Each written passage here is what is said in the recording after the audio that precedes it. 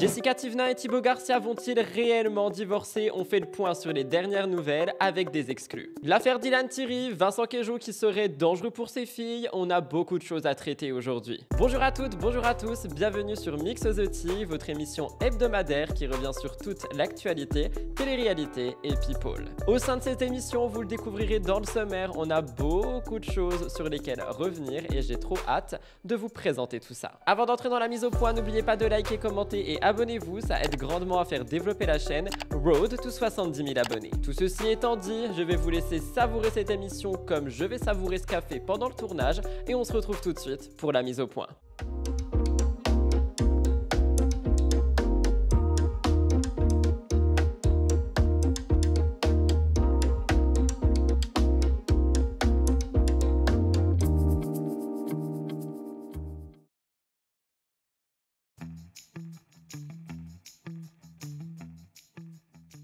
Petite mise au point cette semaine, mais j'ai 2-3 choses à vous dire. La première étant guetter. Oui, on m'a reproché la semaine dernière, enfin on m'a reproché, on m'a dit Rudy, j'en ai marre que tu dises guetter tout le temps pour dire je vous laisse regarder, je vous laisse voir ça et tout ça. Et en fait, c'est vraiment un tic que j'ai quand il y a une vidéo, je me sens obligé de vous dire je vous laisse guetter, je vous laisse regarder et tout ça. Donc, je vais vous demander à vous, ma commu, est-ce que vous préférez que je dise rien et que juste je lance le magnéto? Est-ce que vous préférez que je vous dise je vous laisse regarder / guetter / voir ça de temps en temps, ou alors est-ce que juste il y a 2-3 personnes à qui ça dérange et du coup je continue de faire comme je fais d'habitude. Comme je l'ai déjà dit, cette émission est la vôtre avant d'être la mienne, donc j'aimerais bien savoir un petit peu ce que vous pensez de tout ça et savoir vers quoi me diriger quand je vous parle. Est-ce que vous préférez que je dise ceci? Est-ce que vous préférez que je dise cela? C'est à vous de choisir. Deuxième chose qui me saoule plus que tout, les bugs qu'il y a de manière récurrente dans MTT. En fait, j'ai l'impression qu'il ne se passe pas une semaine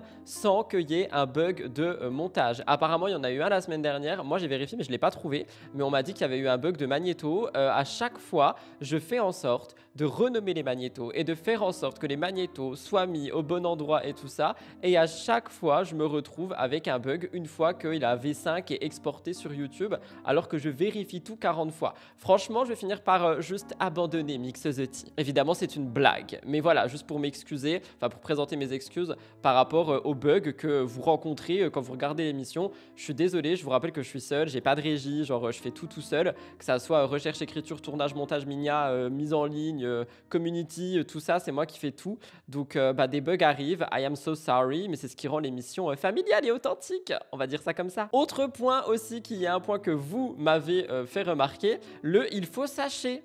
Les gars, quand je dis il faut sacher, je sais que ça se dit pas. C'est une ref à Amélie Netten qui avait dit ça sur un plateau. Elle avait dit il faut sacher que.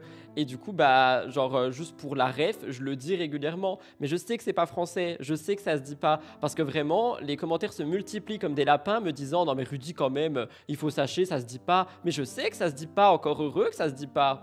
Et encore heureux que je le sais. Écoutez, je suis peut-être pas Shakespeare, mais quand même, il faut sachez que je sais que ça se dit pas. Donc voilà, je voulais juste revenir là-dessus aujourd'hui parce que ça m'a fait rire la semaine dernière de voir plein de gens être là en mode mais Rudy, ça se dit pas, il faut sachez. I know, don't worry. Et dernier petit point de la mise au point que je viens de rajouter au moment où je vous parle, l'émission risque d'être à peine plus courte que d'habitude. Je pense sincèrement qu'elle va durer une petite heure 15 parce qu'il y a des grosses actus, mais il n'y en a pas énormément, ou du moins j'ai sélectionné ce dont je voulais vous parler et du coup on n'a pas énormément de sujets. Vous allez le découvrir dans un instant dans le sommaire. Mais avant d'entrer dans ce sommaire, les amis, je fais mon petit appel au like, mon petit appel aux commentaires, mon petit appel aux abonnements. Si jamais vous êtes nouveau ou nouvelle ici, n'hésitez pas à lâcher un petit like, un petit commentaire et un petit abonnement, ça fait grave plaisir. Et moi, je vous retrouve dans un petit instant après le sommaire pour les stories de la semaine. C'est parti, sommaire. Au sommaire de cette émission, Vincent Queijo serait-il violent avec ses filles? Kim Glo tacle Ricardo, il répond. Mélanie Dedigama et ses chats se font critiquer également. Dans le top actu, la mère de Vivian est agressée, Nicolas et Stéphanie sont sur le point de procréer, Solène Fouquez embrasse Eva Ducci,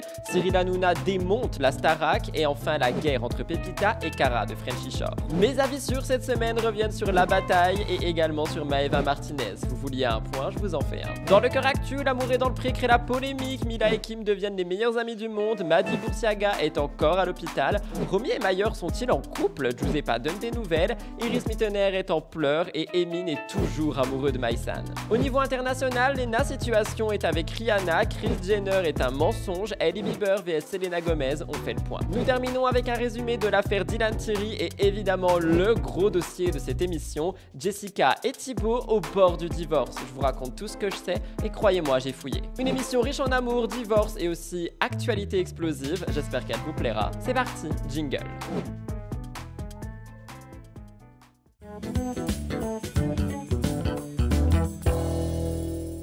Les amis, nous commençons les stories de la semaine avec Vincent Queijo. Et oh mon Dieu, qu'est-ce que j'ai des choses à dire.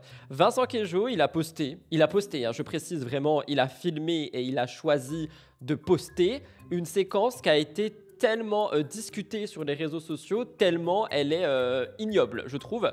En gros, il essaye de se donner un genre de je reprends mes filles me parlent mal, etc., etc. Et moi, je le trouve extrêmement violent, scénarisé et tout ça. Une personne m'a dit que apparemment c'était dans le cadre d'une mise en scène et qu'il fallait voir tous les snaps en entier. J'ai demandé à la personne si elle pouvait m'expliquer un peu plus, c'était en live et j'ai pas eu de réponse. Moi j'ai rien vu d'autre, j'ai juste vu cette séquence que j'ai trouvée choquante, voire un peu dégradante et humiliante pour les petites.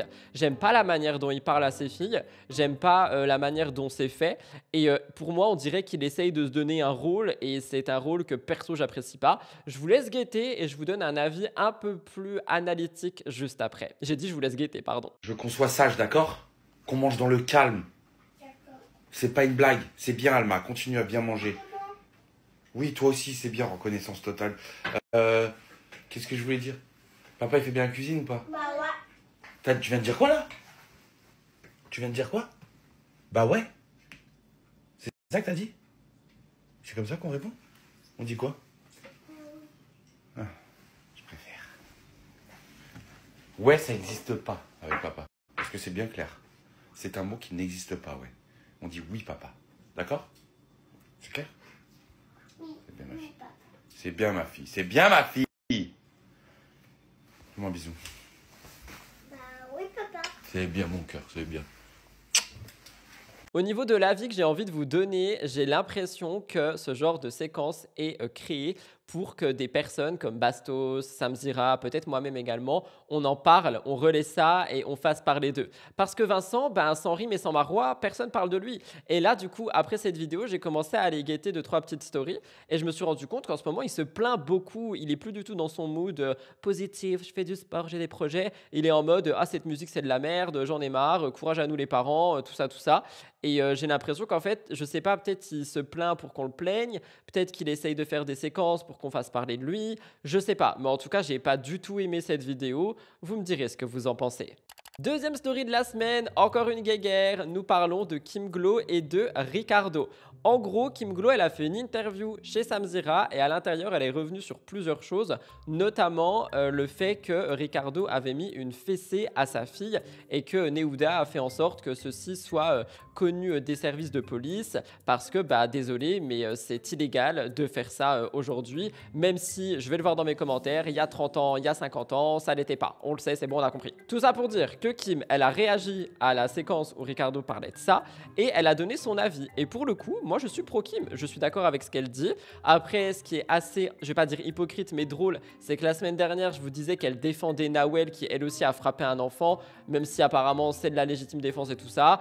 Voilà, donc du coup j'arrive pas trop à comprendre les discours, mais je vous laisse écouter Kim et ce n'est pas tout parce que Ricardo a réagi. J'ai mis une fessée à ma fille sur ses fesses. Immédiatement après la fessée sur les fesses, la maman prend une photo des fesses rouges. Mais elle a raison. Elle appelle les flics. Elle porte plainte contre moi pour violence. C'est quoi d'autre? Envers mineur ou je sais plus le truc, je sais même plus le titre. En 2025, en mois de février, je vais être jugé pour ça. Pour avoir mis une fessée à ma fille sur les fesses. Est-ce que c'est considéré comme un acte de violence? Aujourd'hui, mais moi dans ma génération ou à mon époque, c'était pas le cas. Donc tu peux être un peu tolérant déjà sur ça. Deuxièmement, c'est une fessée sur les fesses. Hein. On n'est pas en train de te parler de Il normalise de violence, ça. Ok. Oui, donc tu trouves qu'il normalise? Là, il vient de dire, c'est qu'une fessée sur les fesses. Ça te choque? Alors, je sais pas combien il mesure, combien il pèse. Il a l'air gaillard. Donc, mec, tu fais 2 mètres 100 kilos. Tu mets une fessée à un petit être de 10 kilos, un petit être miniature, ton mini-toi. Moi, ça me choque. Là, on en parle, je dis la vérité. Tu ne peux pas taper un enfant. Est-ce qu'il n'aurait pas pu régler cette situation autrement? Alors, il a réagi, à mon avis, sur l'impulsivité. Il n'a pas su gérer son émotion et son émotion est sortie en mettant une fessée à une petite fille. Est-ce que tu peux comprendre la réaction de la maman, donc de son ex-conjointe, Néouda, qui a appelé la police, qui a porté plainte Oui, je comprends. pour violence sur sa fille? Mais tu tapes pas une petite fille quand tu as une carrure comme ça. Comment elle se défend, la petite fille? Comment tu veux qu'elle se défende contre un... Ça veut dire quoi? Elle va résoudre ses problèmes avec la violence plus tard en grandissant? Je pense que tu peux verbalement, en étant plus ferme, peut-être la tenir sans lui faire mal, en lui disant « Là, je te parle, là, je suis sérieux, on va régler ce problème. » Il y a une différence entre vouloir résoudre le problème fermement, discipline, mais par contre, tu tapes pas une petite fille. Et tu comprends qu'aujourd'hui, un acte comme celui-ci, donc la maman a porté plainte, hein, Oui. ça tu l'as bien vu, ce soit un acte qui soit jugé dans un tribunal pour violence sur son enfant? Oui, je peux comprendre. En effet, Ricardo qui était à l'hôpital, si vous avez suivi, il a fait un accident, enfin il a subi un accident, il s'est fait opérer et du coup là il est avec des béquilles et quand il est sorti des urgences, il s'est rendu compte des choses qu'il se disait sur lui et donc il a évidemment utilisé ça pour faire un TikTok, pour répondre à Kim, en mentionnant bien le fait que c'était chez Samzira pour que le nom principal Samzira ressorte et il a décidé de réagir. Sa réaction, elle a été comprise par beaucoup et pas comprise par d'autres parce qu'il y en a qui disent qu'il utilise justement la mise en scène béquille et tout ça pour un petit peu ramener des gens vers lui. Vous me direz ce que vous en pensez. Kim Glow, la mère de l'année, me dézingue chez Samzira. Elle en profite aussi pour dézinguer Jazz et tout le système Montessori. Désolé, il faut que je m'assoie, je tiens pas debout. Alors normalement, je suis en fauteuil roulant, je préférais prendre les béquilles. Je vous avoue que j'avais pas envie de faire de vidéo parce que je me sens pas hyper bien. Faut les cacher, les antidouleurs. Mais là, ça m'a pris à cœur quoi. Je sors de l'hôpital, je vois qu'on me tague sur des trucs comme ça. Je me dis putain, quel culot quoi. Je me fais hospitaliser vendredi, je passe au bloc opératoire samedi. Je sors hier de l'hôpital. Bah, franchement, ça me prend même au cœur. Je sais pas, mais vraiment waouh. Alors je trouve ça vraiment culotté de la part de Kim Glow, de la part d'une personne qui à peine accouchée, direct a créé un Instagram pour sa fille, a mis des photos de sa fille, a mis une adresse email pour la contacter pour des collaborations commerciales pour sa fille. En fait, je suis désolé, quand on fait un enfant, on l'assume pleinement de A à Z financièrement. On fait pas travailler son enfant dès sa naissance pour que plus tard il y ait un épargne, il ait de l'argent, c'est pas comme ça que ça marche. Alors dites-moi dans les commentaires si vous pensez que Kim Glow est la mère de l'année et qu'effectivement elle est en position de faire la leçon à tous les parents sur l'éducation qu'on donne à nos enfants.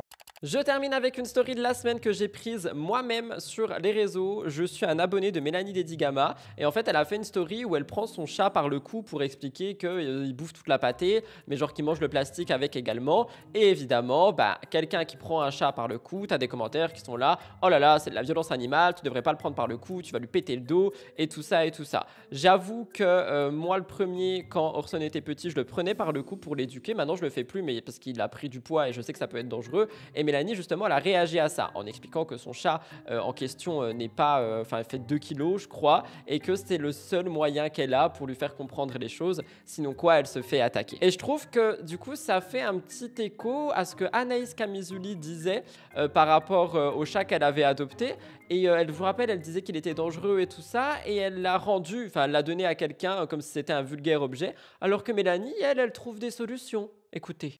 Alors pour les 2-3 personnes qui ont été choquées de comment j'attrape mon chat, je fais cette vidéo pour les prochains qui vont être choqués, qui vont me dire oui, il faut pas l'attraper comme ci, il faut pas l'attraper comme ça, c'est mauvais pour son dos.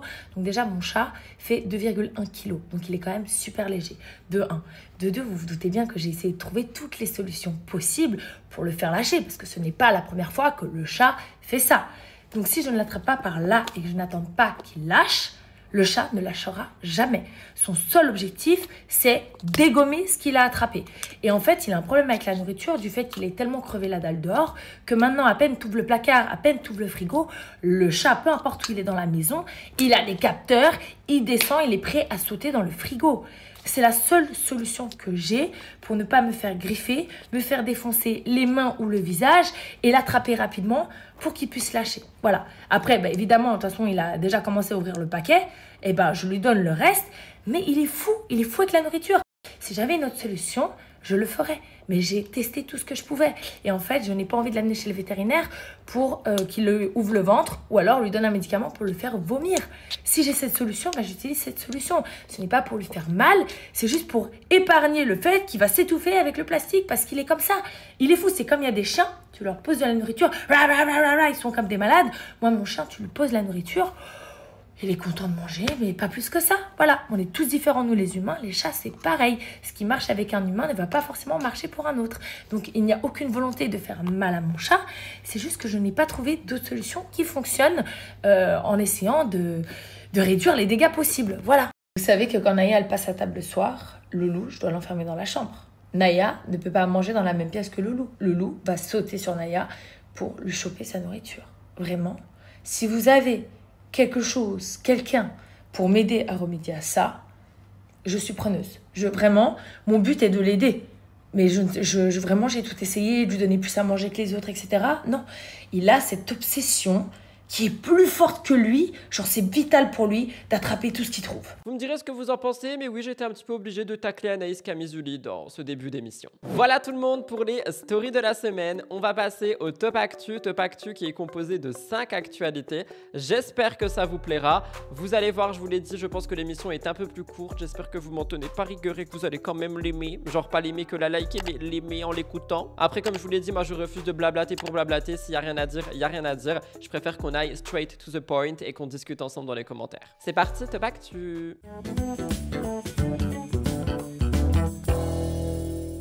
Je commence avec la maman de Vivian. J'en ai parlé au début de la semaine, mais il y a un petit update également sur Cynthia. Du coup, je me suis dit que j'allais tout vous rassembler. Vivian, c'est vraiment un perso en télé qui, comme je l'ai dit régulièrement et je le dis encore aujourd'hui, est aimé autant que détesté. En fait, on adore le détester. C'est un personnage qui est toujours prêt à amuser tout le monde, que ce soit sur les réseaux ou en télé. Et d'ailleurs, il a rejoint le tournage de La Bataille, on y revient dans un instant, mais également, il serait possible qu'il soit dans Les Anges, si les Anges reviennent vraiment, comme tout a été dit, j'en ai déjà parlé. Cependant, samedi dernier, Vivian, il n'était pas du tout dans un mood à rigoler parce qu'il s'est emparé de son compte Instagram pour dénoncer le comportement horrible d'une fan envers sa mère à la sortie d'un restaurant.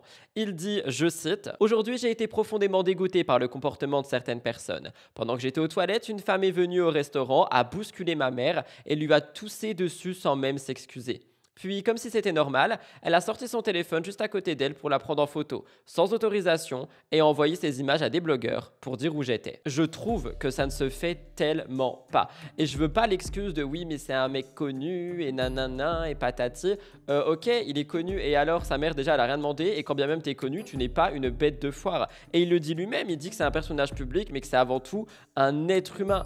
Que faire des selfies, faire des photos, ça le dérange pas, mais avec un minimum de respect, quoi. Et moi, je pense surtout à sa maman, genre sa mère, elle a vraiment rien demandé et elle s'est retrouvée mêlée à ça. Enfin, je sais pas, c'est même plus des fans, moi, à ce stade, je trouve, c'est même pas du paparazzing, c'est juste pas cool et enfin, on en parle tout le temps, tu vois. Il a dit, on demande avant, on respecte et on a de la décence. En plus de ça, c'est pas tout parce qu'à travers sa publication, Vivian, il révèle que sa mère, elle a été touchée par la maladie. Il a dit, elle se remet à peine, elle retrouve goût à la vie. J'ai pas besoin d'en parler. Je ne cherche pas la pitié de qui que ce soit, mais j'aimerais simplement que certaines personnes comprennent que vous ne connaissez pas la vie des gens, ni ce qu'ils traversent. Donc il est extrêmement furieux, et franchement je peux le comprendre, et je le trouve très poli dans sa manière de parler, malgré le fait qu'il soit enragé, et je le comprends. Il dit que c'est pas un homme violent, mais que la prochaine fois qu'il y a un manque de respect, il ne se laissera pas faire. J'ai pas réussi à dire ce mot. Il ne se laissera pas faire, et que même si on le filme ou quoi que ce soit, tant pis, c'est la vie, mais que juste il se laissera pas faire. Il a dit un jour on partira tous, même tombe, même poussière, alors avant d'utiliser un téléphone pour nuire, souvenez-vous que la vraie classe, c'est le respect. Bon, moi vous le savez, je ne suis pas pour la violence, mais franchement, je comprends Vivian dans le fait qu'il est saoulé par rapport à tout ça. J'ai vu des blogueurs qui ont mis une photo de ma mère, moi, sur internet, donc c'est un truc de fou. Les gens, ils ont aucun respect. En plus, la femme à côté, c'était une mère de famille, elle était avec ses enfants. Je veux dire, c'est aberrant. Je vous jure, je comprends pas. Donc je veux bien qu'on soit des personnalités publiques, je veux bien que là, mais il y a un minimum de respect. Tu vas pas venir tousser sur une personne, la bousculer, bonjour tout le monde, la prendre en photo comme ça. Et le pire, c'est que j'ai posté ça sur les réseaux. Il y a des gens qui disent quoi? Oui, mais en même temps, tu as médiatisé ta mère. Donc ça veut dire que parce que j'ai médiatisé ma mère, Gizmo, ça va quoi? On doit venir et lui chier dessus quand on la voit. Je sais pas. Vous savez quoi les gars? Je vous jure que moi... Ouais, mais c'est ça, Camille. Moi, je suis un garçon célibataire. Bonjour tout le monde. Bonjour tout le monde. Je fais un bonjour collectif. Je suis un garçon ultra respectueux. Quand les gens veulent faire des photos avec moi, bien sûr, je fais des photos avec tout le monde. Je suis un personnage public. C'est normal que, voilà, c'est logique que je fasse des photos si on veut faire des photos avec moi. Mais en fait, il y a un minimum de respect à avoir. Vous voyez ce que je veux dire? quand vous êtes avec votre mère et qu'il y a une cloche qui vient à côté, qui la prend en photo comme ça, mais limite au menton, qui lui tousse dessus, qui la bouscule. Et le pire, c'est que si moi je vois ça, j'insulte la femme, c'est normal, je casse son téléphone. Et qu'est-ce qu'on va dire? Regardez la télé-réalité, ils ont pris le melon, et si, là. C'est pas qu'on a pris le melon, c'est qu'il y a un minimum de respect à avoir en fait. Vous voyez ce que je veux dire? Même à l'événement. Non, mais après souris, il n'y a pas d'être gêné. À un moment donné, les gens, si vous faites des photos avec nous, il n'y a pas de problème. Ce n'est pas tout. Jeudi 16 octobre, Vivian a organisé une petite FAQ sur Instagram et ses abonnés l'ont évidemment interrogé par rapport à sa potentielle relation avec Cynthia. Et on a eu pas mal de gens qui ont posé la question et Vivian a dit qu'il est la source de rumeurs en ce moment. Il a dit les gens parlent comme d'habitude, apparemment je serai en couple avec une femme trop belle pour moi. Il dit je me trouve très bien physiquement, merci pour moi, mais surtout le vrai charme ce n'est pas une question de beauté, c'est une question d'énergie parce qu'entre quelqu'un qui est juste beau mais vide à l'intérieur et quelqu'un qui est charismatique, drôle et qui dégage un truc, le choix est vite fait. Et concernant ma vie sentimentale, je ne peux rien confirmer ni infirmer, disons juste qu'il y a des choses qu'il vaut mieux découvrir à la télé. Il garde donc un grand suspense évidemment pour qu'on regarde cette nouvelle émission qui débarque bientôt, mais j'en parle dans un instant. Et moi franchement je reste sur mes positions si Vivian et Cynthia se sont mis en couple, mais what the fuck happened? Après écoutez, finalement il en faut pour tout le monde. Nicolas Lodina et Stéphanie vont-ils procréer? C'est le truc dont on parle tout le temps. On le sait, Nico il veut repartir à zéro depuis quelques temps maintenant. Il a longtemps été perçu comme vraiment le lord de la télé-réalité.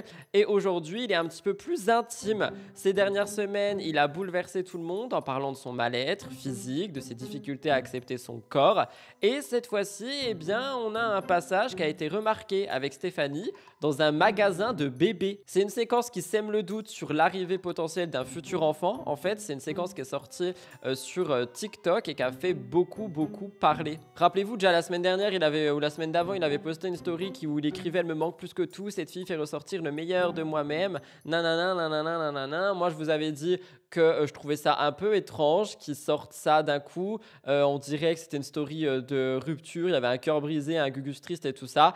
Et c'était certainement pour attirer le buzz. Et là, du coup, on les voit dans un magasin de bébés. Et Nico, il dit pourquoi est-ce qu'elle m'a emmené ici? Elle m'emmène dans un magasin pour nouveau-nés alors qu'aucun de nos proches n'a récemment un enfant. C'est très bizarre. Évidemment, ça a fait parler beaucoup de gens. Il y a beaucoup de gens qui sont là en mode peut-être qu'ils cherchent juste du buzz. En mode du coup, s'ils se filment les deux dans un magasin de bébés, évidemment, tout le monde va en parler, moi le premier. Donc peut-être qu'ils sont à la recherche de buzz et de fame, j'en sais rien.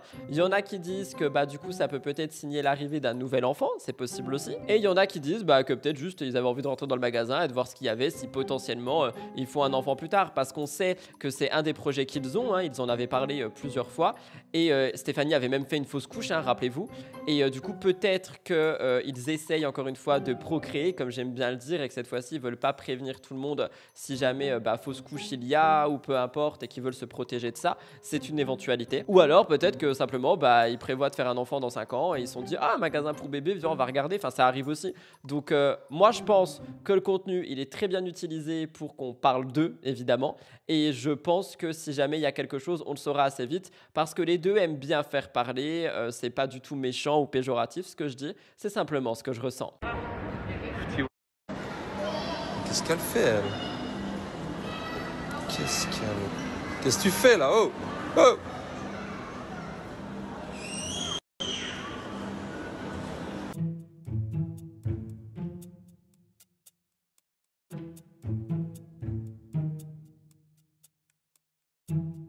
Solène Fouquez n'arrête pas de faire parler d'elle et cette fois-ci, croyez-moi, il y a des choses à dire. Après une idylle avec Jonathan et cette banalisation de la tromperie ou encore le plan à plusieurs avec Marco, cette fois-ci c'est avec Eva Ducci que nous retrouvons Solène. Solène a mis le feu aux poudres dans un contenu de Vincent Ramonet. Alors déjà, je vous rappelle que par rapport à la question sur le plan A4, Solène elle a dit la réponse elle est dans la question et elle a dit je ne peux pas répondre tant qu'il n'y a pas mon avocat. Dans un poulailler, il n'y a pas qu'une seule poule. Et en fait, elle finit par dire, qu'est-ce que tu veux que je te dise? On s'est sauté dessus et on s'est bouffé le cul. Voilà comment Solène répond à tout ça. Après, en soi, moi, je suis désolé, mais je trouve que Solène, elle est soit trop aimée, soit trop détestée. Mais c'est vraiment une personne qui n'a pas sa langue dans la poche, qui est très cash et qui dit ce qu'elle pense. Après, effectivement, voilà quoi, cette phrase, elle est devenue culte en quelques heures et tout le monde n'a fait que mourir de rire en l'entendant. L'extrait d'ailleurs, il tourne en boucle sur les réseaux sociaux. Il y en a beaucoup qui voient une provocation gratuite. Il y en a d'autres qui disent qu'elle est authentique au moins et qu'elle dit les termes. Et Solène, c'est vraiment quelqu'un qui n'a aucun filtre. Elle dit tout ce qu'elle pense. Mais au cours de ce même contenu, elle a surpris aussi par rapport à son lien spécial avec Eva Aducci. Eva, elle a dit, il est vrai que j'ai un coup de cœur pour Solène, c'était une personne que j'aimais trop. Et elle a dit, j'avais l'impression que tu m'aimais pas autant que moi je t'aimais. Solène, elle a dit, si on s'était dit les choses depuis le début, entre femmes, c'est difficile de faire la frontière amitié et sensualité. Et tout le monde a rigolé. Et en fait, les deux, elles ont décidé de s'embrasser. Enfin, du moins, c'est ce que j'ai vu dans la séquence. Je trouvais ça un petit peu, je vais pas dire choquant, mais franchement, tout est bon pour faire parler, quoi. Bah vas-y, viens, je t'embrasse. D'accord, donc c'est moi ton choix premier. Ouais, franchement, ouais. Lui, il aurait préféré que j'embrasse Simon parce que je pense que son rêve c'est d'embrasser Simon. Mais moi, je t'aurais bien embrassé. Moi, c'est toi que j'ai envie d'embrasser. Ah oui. Ok. C'est parti. Vas-y, viens.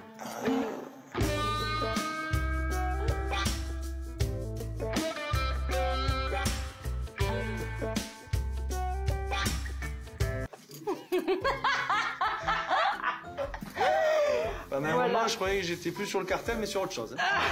Moi aussi. Et puis en plus, elle a fait des. Et ouais, j'ai Malgré tout, vous avez été une petite déception. Moi aussi. C'est vrai?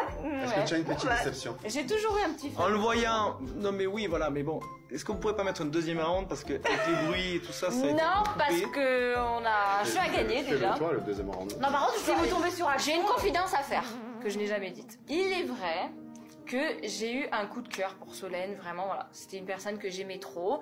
Et c'est pour ça que j'ai un peu été jalouse. Je l'admets, même si je l'ai jamais admis. Je sais que ça fera du bruit ce que je suis en train de dire. Je sais que dans les commentaires, ça va fuser. Parce que Solène, comme je l'ai dit, c'est soit tout, soit rien. Et ce genre de séquence, c'est soit aimé et divertissant, soit les gens détestent et vraiment sont là en mode mais qu'est-ce qu'elle fait celle-là encore? Moi, je vous avoue, je l'aime bien, Solène. Je trouve qu'elle est vraiment sans filtre, que ça fait du bien de voir une candidate comme ça en télé, que ça fait du bien de voir ce genre de discours aussi. Et c'est juste une femme qui a assumé et c'est une femme qui s'en prend plein la gueule parce qu'elle décide de faire un petit peu ce qu'elle veut, sauf qu'elle dit pas aux gens de faire comme elle, enfin juste elle fait sa vie et n'en déplaise à d'autres. Moi j'aime bien Solène, vous me direz ce que vous en pensez. Alors, on l'a vu, la Star Academy a fait son grand retour samedi dernier, le 18 octobre, et Cyril Hanouna n'a pas partagé l'engouement des Français. Avant d'aller plus loin, oui, j'ai tenté de regarder, non, j'accroche pas, je suis vraiment désolé, j'ai vraiment essayé, mais je n'accroche pas du tout. Bref, Cyril a donné son avis qui a rapidement fait le tour des réseaux sociaux. Lundi, le 20 octobre, dans Tout Beau Tout Neuf, il a parlé du programme. Le grand retour de la Starac avait tout pour plaire, on avait encore Nikos Aliagas, c'était il y avait 17 nouveaux apprentis chanteurs qui étaient là. Et lundi, sur Tout Beau Tout Neuf, Cyril il a exprimé son agacement. Il a dit « C'est chiant à mourir, on s'ennuie. Voir une bande de flocons chanter, on s'en bat les steaks. Je préfère regarder Masked Singer. » Alors, je suis d'accord avec le fait que moi aussi je trouve ça lent et que je trouve ça un peu ennuyeux. Mais de là à aller parler de flocons qui sont en train de chanter, qu'on s'en bat les steaks, enfin je sais pas, j'aime pas trop la manière de parler. Cyril Hanouna est vite revenu sur qui il était, hein. Il a fait 2 émissions très politiquement correctes et voilà le retour de Cyril Hanouna, le monstre hein, finalement. Il a dit la Starac c'est trop long, savoir qu'il chante bien ou pas je m'en tape. Bah du coup regarde pas la télé, enfin je comprends pas pourquoi est-ce que tu regardes. Moi j'aime pas, je regarde pas, tu vois. J'aime pas du tout la manière dont cet homme parle. Sur Twitter, il y a de nombreux internautes qui se sont indignés du mépris de Cyril Hanouna. On pouvait lire Masked Singer, c'est voir des recyclés du PAF venir faire des singeries sur un plateau. La Starac, qu'on aime ou pas, ça permet à des gamins de vivre leur passion, n'est-ce pas Cyril? Il y en a qui disent ils parlent de la Starac ou de sa carrière, tout colle, trop long, bande de flocons, on s'en tape, on s'ennuie. Et évidemment, les internautes, ils sont un peu sans appel par rapport à ce que Cyril il a dit et je peux largement les comprendre parce que je le trouve mais tellement méchant en fait dans sa manière de parler et effectivement, j'ai beau ne pas aimer la Star Academy, on parle quand même de jeunes personnes qui sont là et qui peuvent vivre de leur passion, qui peuvent vivre un rêve éveillé et lui là, il est derrière son plateau depuis des années à critiquer tout le monde. Enfin, au bout d'un moment, tu vois, faudrait peut-être se regarder dans une glace au lieu d'aller critiquer des gens qui cherchent à faire quelque chose de artistique de leur vie. Pardon, c'est sorti tout seul, mais j'avais besoin de le dire. Dans tous les cas, je peux pas vous mettre le magnéto où Cyril a décidé de parler de ça parce qu'à chaque fois que je mets un truc de Tout Beau Tout Neuf ou TPMP, mes émissions sautent. Visiblement, ils n'aiment pas quand on parle d'eux. Mais en tout cas, soutien à la Starac, même si effectivement, moi je n'apprécie pas et je ne regarderai pas. Je termine le Top Actu avec un mini gros dossier du Top Actu. Pepita et Cara, les candidates de Frenchy Shore qui se sont littéralement mis sur la tronche. J'ai vu ça passer partout sur les réseaux sociaux et il y a eu un dépôt de plainte et l'ouverture d'une enquête. Je vous raconte, je reste sur mes notes parce que je ne connais pas trop ces personnes, donc j'ai pas envie de dire des dingueries ou des singeries ou des n'importe quoi. Pour vous expliquer, il n'y a rien qui calme les tensions entre Cara et Pepita, deux personnalités explosives de Frenchy Shore. Elles sont connues pour leur fort caractère, leur clash légendaire, et les deux ont décidé d'avoir une nouvelle altercation. Je dis nouvelle parce qu'en avril 2025, il y en avait déjà eu une en boîte de nuit. Tout aurait commencé lorsqu'une vidéo qui a été relayée sur les réseaux sociaux montre Pepita qui saute sur Cara au beau milieu d'une soirée et Cara, elle a donné sa propre version des faits. Elle a dit si elle ouvre sa bouche, cette fille, j'avais dit que je la mélangerais. Elle m'a appelé Cara du cartel de Medellin, donc j'ai attendu qu'elle fasse un booking et je suis venu en boîte. Cara, elle dit qu'elle s'est approchée de la scène où Pepita posait pour des photos et elle a dit premier coup, je lui ai mis à la gorge et je m'en bats la race, je le referai, mets ça dans ton dossier, puisque du coup il y a une enquête suite à avril. Toujours aussi provocatrice, elle dit qu'elle a ensuite donné un revers, une gifle comme une daronne si elle était déçue de son comportement et elle dit la bagarre a duré 10 secondes, la sécurité est arrivée, ma claque était mise, je suis reparti.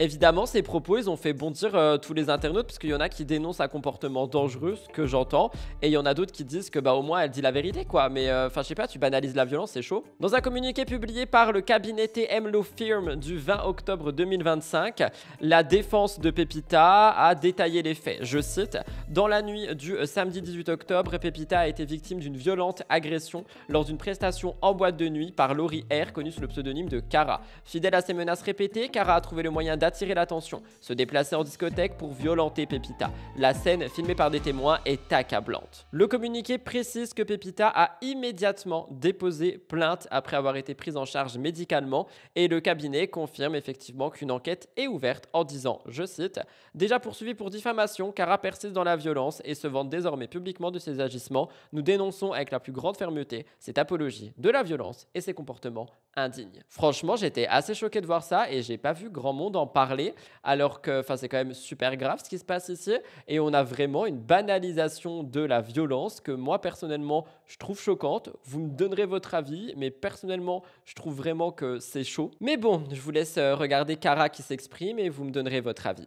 Et je pense que cette espèce de rat a vraiment le cerveau fini à la... ça a dû lui cramer parce qu'elle pense vraiment que si je t'ai mélangé, c'est parce que je suis en manque de buzz. Mais je pense que si le buzz je dois chercher, je vais venir chercher chez toi. Miss Shopee, zéro buzz. Miss, j'achète mes followers et je fais des bookings gratuits. Je pense que si je dois chercher... Non. Parce que t'as ouvert ta bouche, tu l'as un peu trop ouvert. Et depuis, tu l'ouvres un peu trop. Et je t'ai dit que j'allais t'attraper et tu m'as dit ouh. Et ensuite, je t'ai... Maintenant, ouh. We casse. Voilà tout le monde pour le Top Actu. Aujourd'hui, on va passer à mes avis sûrs parce qu'il n'y en a pas qu'un, mais il y en a bel et bien deux. On se retrouve tout de suite après le jingle. C'est parti. Mon avis sur la bataille, mon avis sur Maëva Martinez. Let's go.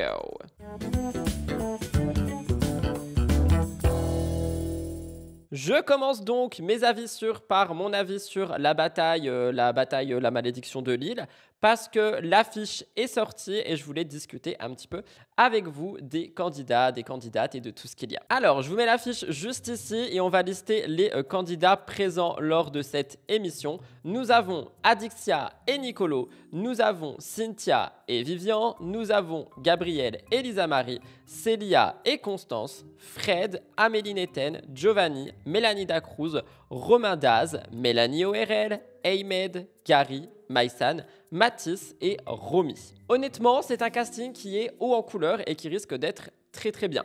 On est aussi, comme on le voit, sur une plage. On voit qu'on est un petit peu dans un mood Moundir et les apprentis aventuriers. Ça commence le 10 novembre à 20 h et moi personnellement j'ai hâte de cette diffusion.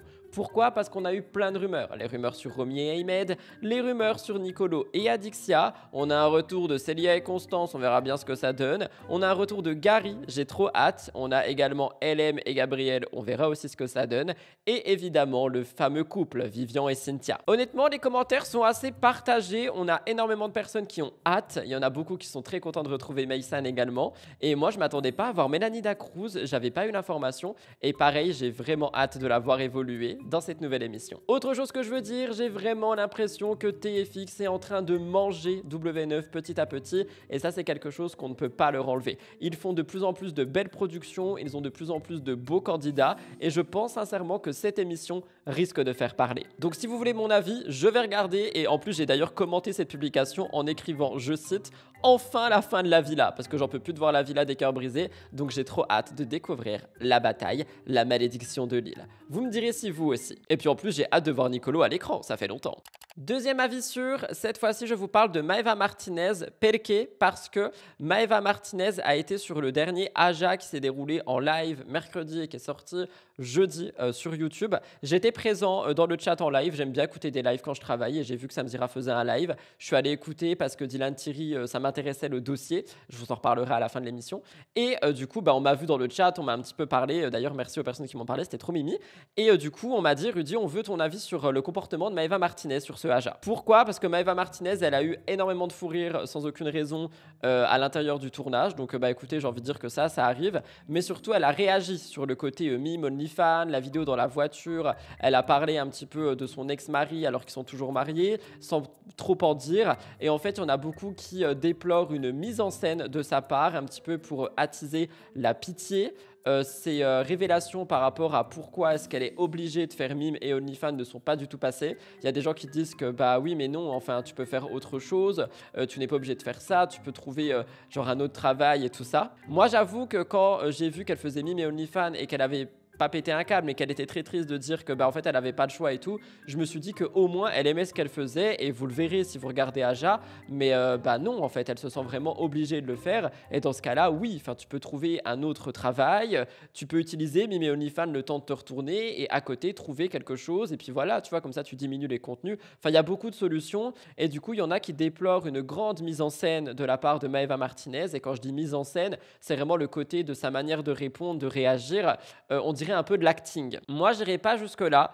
Je pense qu'elle ne veut pas tout dire, notamment par rapport à son ancienne relation, pour peut-être ne pas s'attirer des problèmes. On ne sait pas, peut-être qu'il y a des procédures judiciaires, peut-être qu'il y a des choses qui sont pas dites, peut-être qu'elle aussi a énormément de tort là-dedans et que du coup, si elle parle, son ex peut parler aussi.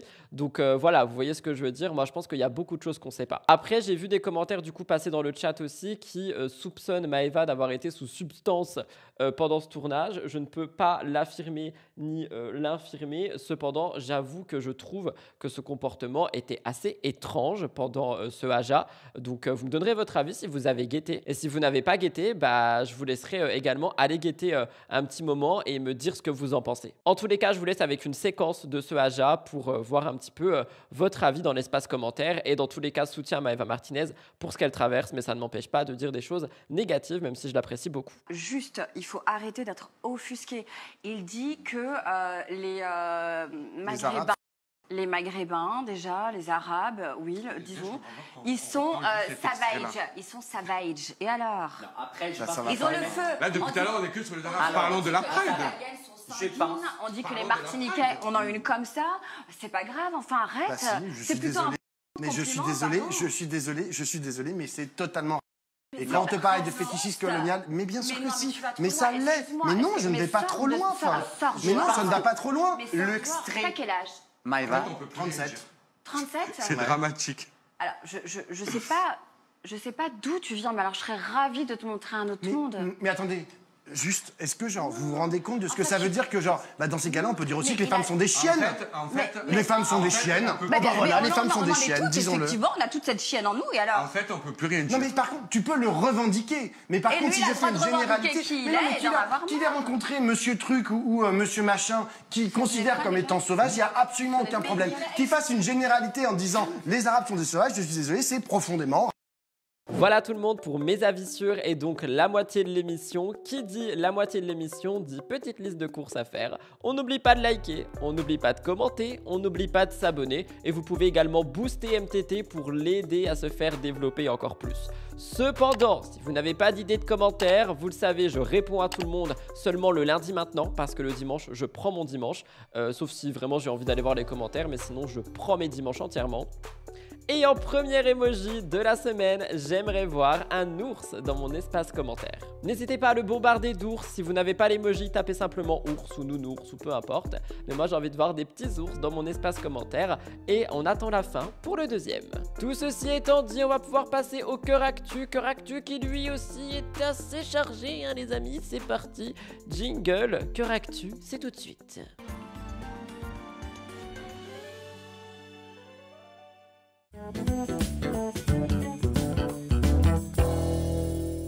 Je commence le cœur actu avec L'amour est dans le pré, c'est-à-dire mon émission favorite du lundi finalement. Est-ce que vous regardez cette année? Si oui, s'il vous plaît, dites-le moi dans les commentaires. Mettez-moi, je sais pas, team ADP, parce que moi, j'adore vraiment L'amour est dans le pré. Et on a eu une polémique, en fait, une polémique parce que on a un couple, Evelyne et Anthony, qui ont attiré l'attention. Anthony, il a invité uniquement Evelyne à la ferme parce qu'il avait que 2 prétendantes et il devait choisir, c'est d'ailleurs très beau, il était de dos et il devait choisir par rapport à la voix et par rapport au discours. Et en fait, on voyait que Anthony et Evelyne, eh bien, ils étaient vraiment collés-collés. Tu vois, il a même failli faire un accident de voiture tellement il l'aimait. Et puis, quelques temps plus tard, rien ne va plus. Il parlait mariage, il parlait maison, il parlait bébé. Et en fait, Anthony, il a pris ses distances avec Evelyne d'un coup. Lorsque les deux se sont retrouvés en Lozère chez la prétendante, eh bien, Anthony, il n'était plus du tout dans le même état d'esprit. Et pire encore, il a pris peur et il a mis un terme à la relation. Moi, j'ai plusieurs hypothèses par rapport à ça. Peut-être que vu qu'il n'était pas dans son élément, il a pris peur, littéralement. Et peut-être que tout allait vite pour lui, je sais pas. Mais c'est triste, vraiment, je trouve. En fait, il a eu un début de romance enflammée.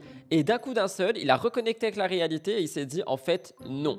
Sauf qu'il y a eu plein de réactions, mais avant ça, je veux vous dire ce qu'il avait dit. Il avait dit « Je stresse, je me rends compte que je suis peut-être pas prêt à avoir une relation aussi rapide. Au séjour à la ferme, ça allait impeccable et je ne sais pas ce qui s'est passé. Peut-être que je me suis trop vite emballé au départ. Il fallait peut-être mieux prendre le temps plutôt que de sauter la barrière. T'es une super fille, mais je ne sais pas. » Évidemment, Evelyne, elle a été choquée de ça et moi, elle m'a vraiment brisé le cœur. Mais en plus de choquer Evelyne, il a choqué tous les internautes. Tout Internet était choqué, personne n'a rien compris. Et en fait, après avoir suivi pendant plusieurs semaines le reveal, eh bien tout le monde était là en mode mais qu'est-ce qui se passe? Et pour l'anecdote, j'étais en train de jouer à la Switch pendant que ça c'était en train de se passer. Et quand j'ai entendu, j'ai vraiment genre lâché ma Switch et j'ai fait oh no, mais qu'est-ce qui s'est passé genre? Sur les réseaux, on pouvait entendre il voulait juste la sauter, merci, au revoir, on est avec toi Evelyne. Il y en a qui disent bizarre, aurait-il rencontré quelqu'un d'autre entre le séjour à la ferme et sa venue chez Evelyne? Un vrai goujat, on passe de t'es magnifique à j'ai plus d'attirance. Il y a plein de gens qui envoient beaucoup de soutien à Evelyne en disant ne t'inquiète pas, je pense que tu auras du courrier, tu mérites beaucoup mieux, t'es une belle personne. Et c'est vrai qu'il y a cette rumeur qui court qui dit que peut-être tout simplement Anthony était un goujat et qu'il a rencontré quelqu'un d'autre ou qu'on lui a lavé le cerveau ou que sais-je. Mais dans tous les cas, moi j'avoue j'ai pas trop compris et j'étais un petit peu en mode oh no, ça se fait pas. Vous me direz ce que vous en pensez et après c'est vrai que l'amour c'est compliqué. Mila et Kim qui deviennent copines, c'est vraiment le sujet que tout le monde a raconté absolument partout. Mais bon, vu que c'est MTT, que MTT c'est people et actu, fallait forcément que je revienne dessus, mais je vais pas en faire un sujet d'état. On le sait, il y a eu longtemps des clashs entre Mila Jasmine et Kim Glow. Mila Jasmine, elle redevient copine avec tout le monde. Maeva Genam, Kim Glow, bref, tout le monde y passe. Et en plein make-up routine, Mila Jasmine, elle surprend ses abonnés et elle dit je vois des commentaires, pourrais-tu reparler à Kim, sortez de ma chambre. Et elle dit que Kim l'avait jamais débloqué depuis les Anges 9, que ça aura jamais été sa grande amie, mais qu'elle n'a aucune animosité envers elle, qu'elle n'a plus rien en fait contre elle. Enfin voilà quoi, genre le temps a passé. Elle dit que dans cette histoire, elle a des torts aussi, qu'à ce moment-là, tout le monde était complètement starbé, ce sont ses mots, hein, et qu'aujourd'hui elles sont toutes les deux mamans, qu'elle lui souhaite pas de mal et tout ça. Kim, elle a répondu dans une vidéo également. Je vais pas vous laisser regarder les vidéos, vous les avez vues, hein, mais il y en a une troisième qui arrive et celle-là personne l'a vue. Et en gros, Kim Glow, elle dit oui, bah c'est vrai, voilà, c'est une vidéo bienveillante. Qu'est-ce qui se passe? Je vais pas laisser le suspense. Je n'ai moi non plus aucune animosité envers Mila. Cette histoire date d'il y a 10 ans. Quand on devient maman, on a d'autres chats à fouetter. Donc voilà, les deux pires ennemis deviennent copines. On adore, c'est Mimi, hola hola, on va boire un chocolat chaud, sortir les enfants ensemble, on kiffe. Moi, ce qui m'intéresse, c'est que ces deux anciennes rivales sont devenues apaisées. Mais Mila, elle a vu que son contenu il a fonctionné. Donc qu'est-ce qu'elle a fait? Elle a refait un autre contenu qui commence par parler de Kim, mais elle parle de quelque chose de plus intéressant. Des embrouilles en télé. Sont-elles réelles? Sont-elles fake? Mila répond à la question. Je vous laisse regarder. Non mais là, j'étais obligée de vous faire une vidéo. Kim Glow m'a débloqué. Dites-vous qu'elle m'a débloqué après 9 ans. Ça faisait 9 ans que j'étais bloquée. Alors aujourd'hui, ce sera pas un make-up, une anecdote, parce que je suis crevée. Ce sera, je pense, un démaquillage et une anecdote. Non, franchement, Kim m'a répondu sur TikTok et la vérité, sa vidéo, elle était mignonne. Alors il y a une question qui me revient toujours, c'est est-ce que vos embrouilles sont vraies? Oui, c'est vrai quand tu t'embrouilles avec un tel. Ouais, c'est vrai que t'en embrouilles. Vous voulez que je vous réponde sincèrement? Mais vraiment sincèrement. En tout cas, moi, à mon époque, les embrouilles, elles étaient vraies. Genre, c'était réel. Genre, il n'y a personne qui nous disait « Ouais, va t'embrouiller avec un tel, nanana ». Non, il n'y a personne qui nous dit ça. Mais par contre, la production, ils sont très vicieux. Je vous explique pourquoi. J'attendais, je vous présente mon chat Floki. Regardez. Oh, mais quelle bombe! Si par exemple, ils savent que vous êtes en embrouille avec une personne ou que vous détestez une personne, bref, bah qu'est-ce qu'ils vont faire? Ils vont la ramener dans l'aventure, dans l'émission. Donc, ils savent très très bien que vous allez forcément vous embrouiller avec. Si par exemple, je sais pas moi, votre mec, il vous a trompé et vous ramenez le mec dans la maison, bah vous savez très bien que vous allez vous embrouiller avec. Même s'ils nous disent pas quoi faire, ils savent très très bien comment on va réagir. Donc pour moi, toutes les embrouilles que j'ai eues, ça n'a jamais été scénarisé. Maintenant, c'est vrai que dans les émissions, on dirait un peu qu'on est des fous. En fait, nous, le problème dans une émission, c'est le fait d'être enfermé, d'être coupé de nos proches, de pas forcément avoir de téléphone ou que pour nos placements, d'être dans une maison avec des gens avec qui on s'entend pas, de dormir très peu. Bah en fait, nos réactions vont être extrêmes. C'est-à-dire qu'on va avoir des réactions peut-être impulsives, mais aussi vraiment dans l'extrême. Donc c'est pour ça qu'on dirait qu'on est des fous. Bon les filles, je pense que je vais m'arrêter là parce que je vous dis la vérité, je sais que le concept, je ne l'ai pas inventé. Vous m'avez dit oui, un make-up, une histoire, un make-up, une anecdote, tu ne l'as pas inventé. Mais c'est juste que moi, j'ai bien aimé ce concept parce que je vois que c'est un petit peu accroché et tout. Mais après, je ne compte pas faire que ce type de contenu sur ma page et pas que sur la télé-réalité, même si franchement, je vous dis la vérité, il y a 1 milliard de choses à dire parce qu'il y a 1 milliard de choses que vous ne savez pas encore. Ouais, franchement, désolé, je suis allé vite là. Là, je suis allé vite. J'avoue, c'était du x3 comment j'ai parlé. Mais j'en peux plus d'entendre parler de Mila et Kim. On a compris. Tout le monde en parle tous les jours. Moi, le premier, hein. Je crache pas dans la soupe. J'en ai parlé sur Twitch. J'en ai parlé sur TikTok. J'en parle ici. J'en parle partout. Parce que tout le monde ne parle que de ça. Je n'ai pas de choix. Mais s'il vous plaît, on a compris. Elles ne sont plus ennemies. On peut passer à autre chose. Il y a des choses plus graves, les amis. Et par chose plus grave, eh bien, je parle de Mady Bursiaga qui, effectivement, est encore à l'hôpital. Donc ça, c'est un truc que je suis de près. J'arrête pas de vous en parler. Mady Bursiaga, elle a pas mal de problèmes de santé en ce moment. Rappelez-vous, elle devait voir le gastro-entérologue pour un éventuel ulcère. Benjamin, il avait dit que Mady n'allait pas bien et tout ça et tout ça. Et finalement, après des douleurs qui ont duré pendant des heures et des heures, eh bien, on a eu des nouvelles. Mady a fait une nouvelle crise le week-end dernier, juste après que j'ai filmé MTT, et Benjamin a pris la parole. Il a dit encore une nuit aux urgences, Mady a eu une nouvelle crise de douleur digestive, les médecins n'arrivent toujours pas à trouver ce qu'elle a. Et en fait, tous les examens reviennent normaux. Il dit rien à signaler, c'est dingue d'avoir des crises aussi fortes. On a pensé à des douleurs causées par le stress, mais finalement, on pense que c'est peut-être une intolérance alimentaire. C'est horrible de la voir souffrir sans qu'on sache ce qu'elle a après autant d'examens depuis 2 semaines. Et en vrai, moi, ce qui me choque, c'est effectivement ça, c'est que ça fait des semaines que les examens sont là, ça fait des semaines que ça dure, et on n'a absolument rien en fait. On peut pas savoir. Et comme j'ai dit, j'apprécie pas Mady, genre vraiment. Je m'en fous un peu, tu vois, d'elle. Mais on parle de santé, et quand ça parle de santé, bah, je peux pas m'empêcher quand même d'envoyer du soutien et de me sentir pas bien pour la personne. Donc vraiment, là, c'est le cas ici. Je me sens pas bien pour elle et j'espère que ça ira. Mady, elle dit, tous les examens sont bons, mais les crises ne s'expliquent pas. J'en peux plus, j'ai plus de vie, plus de morale, je suis vraiment à bout. Elle dit que parfois ça va mieux, mais que bah, quand elle va mieux, elle essaye de s'occuper comme si de rien n'était. Mais les douleurs reviennent sans prévenir et ça semble vraiment très compliqué à vivre. Donc j'aurais jamais cru dire ça, mais j'envoie tout mon soutien à Mady Bursiaga et aux personnes également qui peuvent souffrir actuellement d'une maladie ou d'autre chose. Romy et Mayer en couple, on retourne dans cette actu. Eh bah oui les amis, on y retourne. On le sait que c'est une amitié qui, pour beaucoup, a été simplement une excuse montée pour vivre une romance cachée. Le moindre indice passe au crible par les fans du duo Romayer et il y a une récente vidéo qui a fait le buzz et qui a relancé toutes les rumeurs d'un potentiel couple. Dans les récentes vidéos postées sur Snap, Romy a partagé une après-midi shopping très particulière avec Mayer. Oui, parce que Mayer, il ne l'a pas uniquement accompagné. Il lui a offert un sac de luxe Yves Saint Laurent, un iPhone 17 Pro Max. Et effectivement, pour beaucoup, cette vidéo montre que les beaux cadeaux ne font pas l'unanimité et qu'il y a peut-être une romance là-dessous.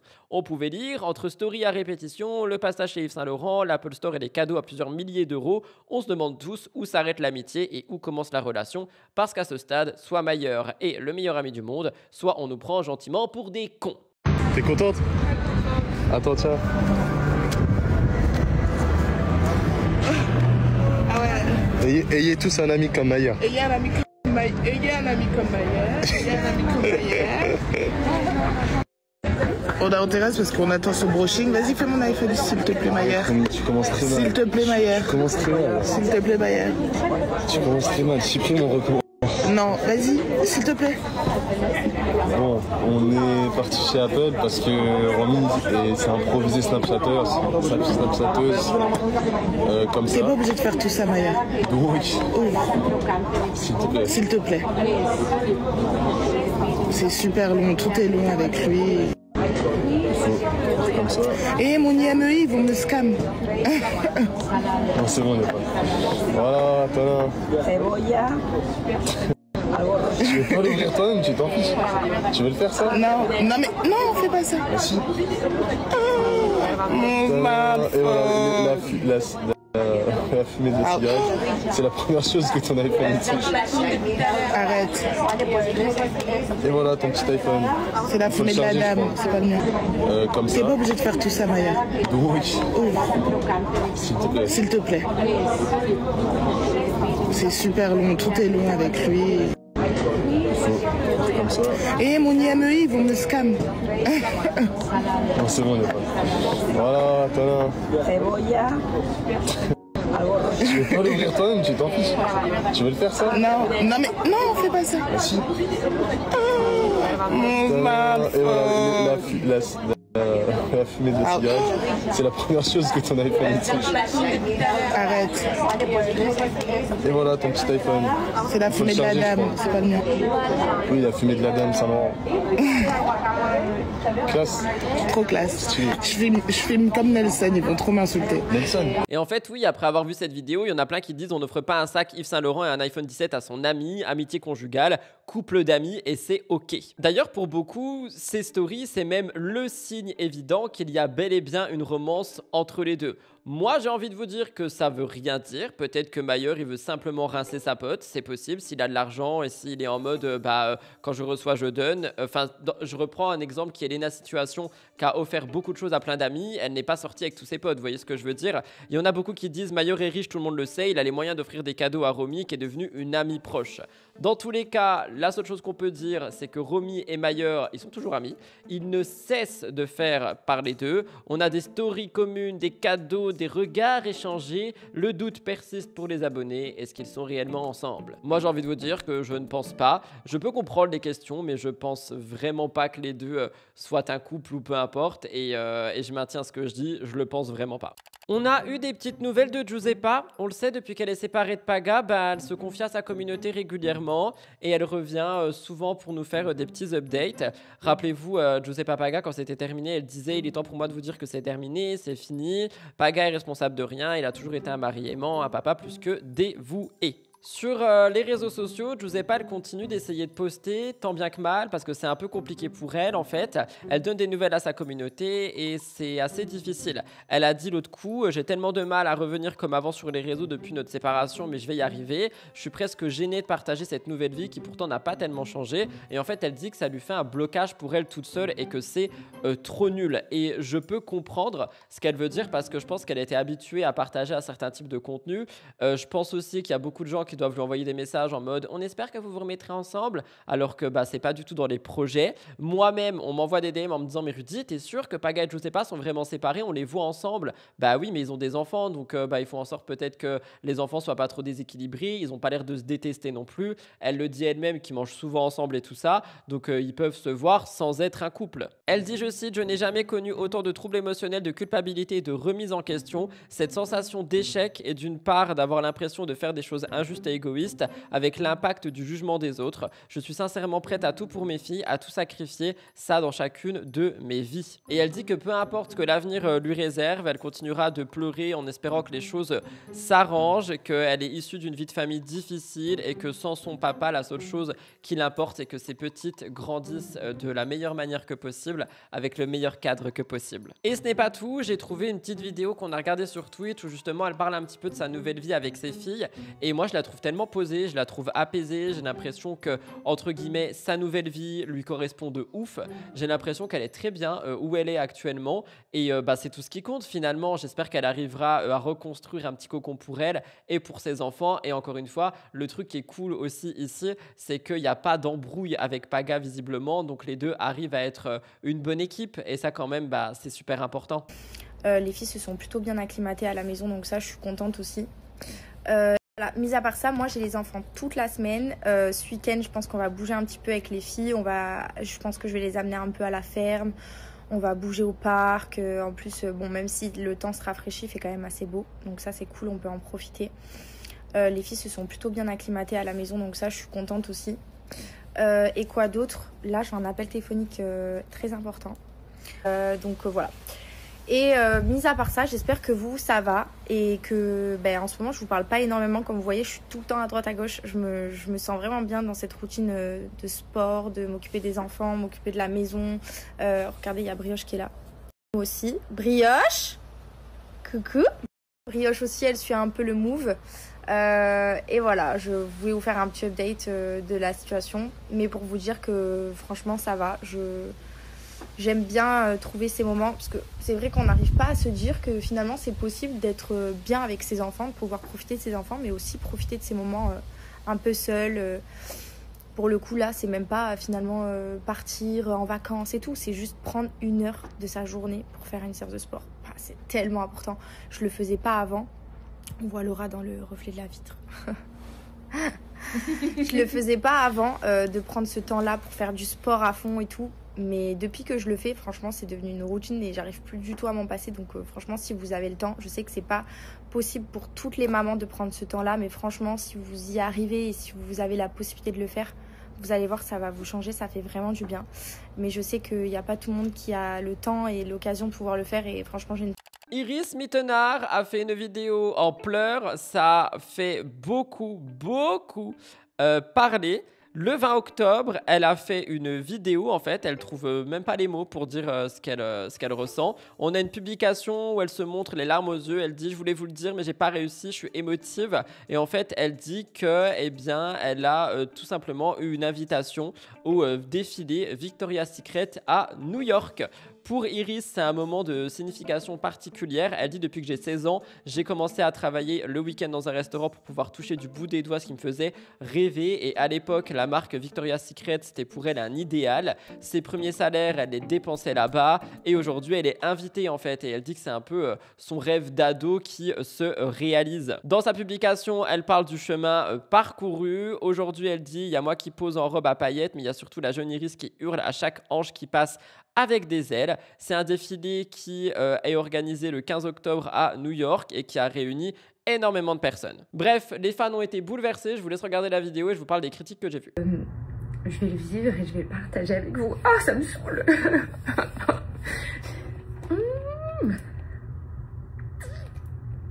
Du coup, la meuf, je suis tellement émotive comme ça, c'est chiant. Voilà. Waouh. Et il y a eu plein de critiques qui ont dit ok, tout ça pour ça, tout ça pour rien, toutes ces larmes pour rien, juste pour qu'on parle d'elle et tout. Alors franchement, moi je trouve que les gens ils vont un peu dur. Effectivement, elle est très émotive, mais après si c'est un rêve pour elle et tout ça, c'est juste son émotion qui parle. C'est-à-dire qu'il y en a pour qui le rêve c'est le permis et ils se mettent à pleurer. Elle c'était Victoria's Secret quoi.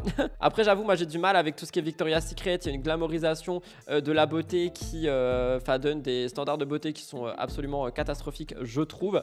Il me semble que les choses ont évolué avec le temps, mais à l'époque, c'était pas le cas. Donc voilà, mais après, je suis très content pour elle. Hein. Si jamais elle est heureuse, si jamais elle vit son petit rêve éveillé, tant mieux. Mais je peux effectivement comprendre que les gens se sont dit, oh là là, j'ai regardé toute cette vidéo juste pour ça, pourquoi faire, tu vois. Mais en tout cas, voilà, très heureux pour Iris, qu'elle vive ses rêves, qu'elle déploie ses ailes, sans jeu de mots. Et vous me direz ce que vous en avez pensé. C'était court, mais pareil, je voulais quand même en parler.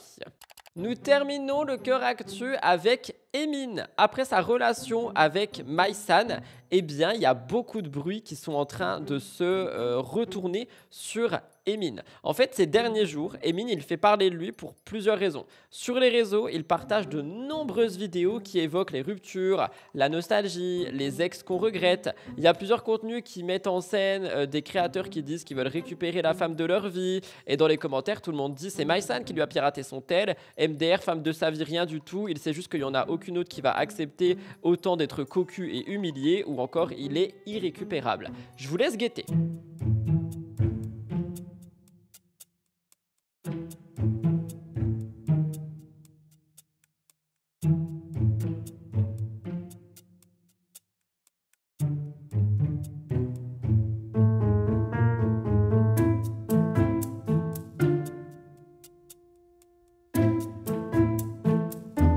Pour beaucoup, en fait, Emin, il a jamais vraiment tourné la page. Il assure que tout le monde fait sa vie, que les publications, c'est pas le cas. Vous allez voir, d'ailleurs, il a réagi. Mais pourtant, pour les internautes, ça trahit une certaine mélancolie et une certaine nostalgie. Ce qui est d'ailleurs assez ironique, c'est qu'aujourd'hui, c'est Maïsan qui a tourné la page pour de vrai. Et Emin, lui, il semble pas du tout prêt à tourner la page. Et ça, c'est quelque chose qui fait quand même beaucoup réagir. D'ailleurs, il a réagi à tout ça parce que tout le monde n'arrête pas de parler de lui. Je vous laisse guetter aussi. Je vous explique un peu mes publications TikTok, je vois ça prend des ampleurs de fou. Je vois les gens, ils font des articles. C'était ouf. Genre, vous regardez les publications des gens. Vous voyez comment je veux venir regarder vos publications? C'est juste drôle, je me fais chier, je galère. Laissez-moi trouver un petit peu de joie dans toutes les sauces que je prends. Soit je vais ouvrir ma gueule, vous allez me tomber dessus. Ça y est, laissez l'humain souffler, mettez-vous sur les côtes de quelqu'un d'autre. Captez, mon pressing, il va pas s'arrêter maintenant, donc autant en fait rigoler. Voilà. Je rigole, je republie. Il y a des trucs où je republie où ça parle de mon ex. Il y a des trucs où je republie où ça parle même de ma daronne. Wesh. Pour autant, vous allez dire, Emin, il est en guerre avec sa daronne. Arrêtez vos conneries. En fait, vous prenez que le bon là où vous voulez prendre. Moi, si vous voulez mon avis, je pense effectivement que Emin a potentiellement des regrets de la fin de cette relation. Peut-être aussi que la diffusion de la villa, ça le fait réfléchir. Je sais pas, mais moi je pense qu'il s'attendait peut-être pas à ce que Maïsan tourne réellement la page. Et là, ça a été le cas. Maïsan a vraiment tourné la page. Donc peut-être qu'Emin l'a mauvaise. Et en soi, j'ai envie de dire, on peut comprendre. Mais en même temps, eh bien, il fallait pas faire toutes les choses qu'il a fait. Je sais que Maïsan n'a pas été réprochable, mais Emin non plus. Et pour le moment, c'est lui qui semble regretter tout ça. Voilà tout le monde pour le cœur actu aujourd'hui. J'espère qu'il vous a plu. On va passer aux actualités internationales. Il y en a 3 cette semaine. Elles sont ultra importantes. S'il vous plaît, écoutez-les. Je pense que vous allez kiffer. Je sais que c'est un moment qui n'est pas très aimé de tout le monde. Mais moi, j'adore et vous allez vraiment kiffer. Et on parle aussi de Lena Situation. Et ensuite, on passera aux 2 gros dossiers. C'est parti, jingle. Actualité internationale, c'est tout de suite sur Mixeuse Tea.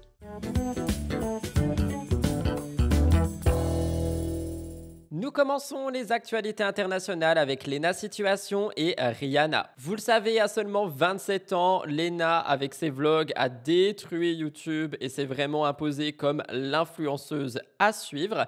Et son podcast, avec Canapé 6 places, qui a été lancé il y a plusieurs saisons, a revu un petit revirement. Elle avait déjà eu des invités comme Pharrell Williams, Billie Eilish, Anna Wintour. Et le 20 octobre, elle a partagé sur Instagram une nouvelle qui a instantanément enflammé les réseaux sociaux. Son invitée, qui s'appelle Rihanna. Elle écrit « Look who I found my couch », mon podcast Canapé 6 places. Et en fin de retour, Rihanna est notre première invitée.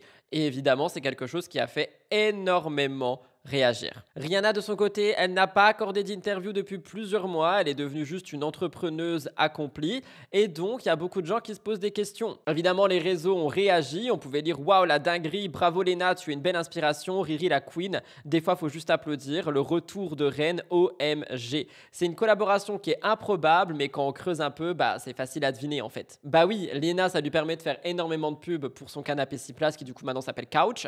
Et Rihanna, ça lui permet une fois de plus de faire de la pub pour ses marques. Fenty Air, Savage, Fenty et aussi Fenty Beauty et Fenty Skin.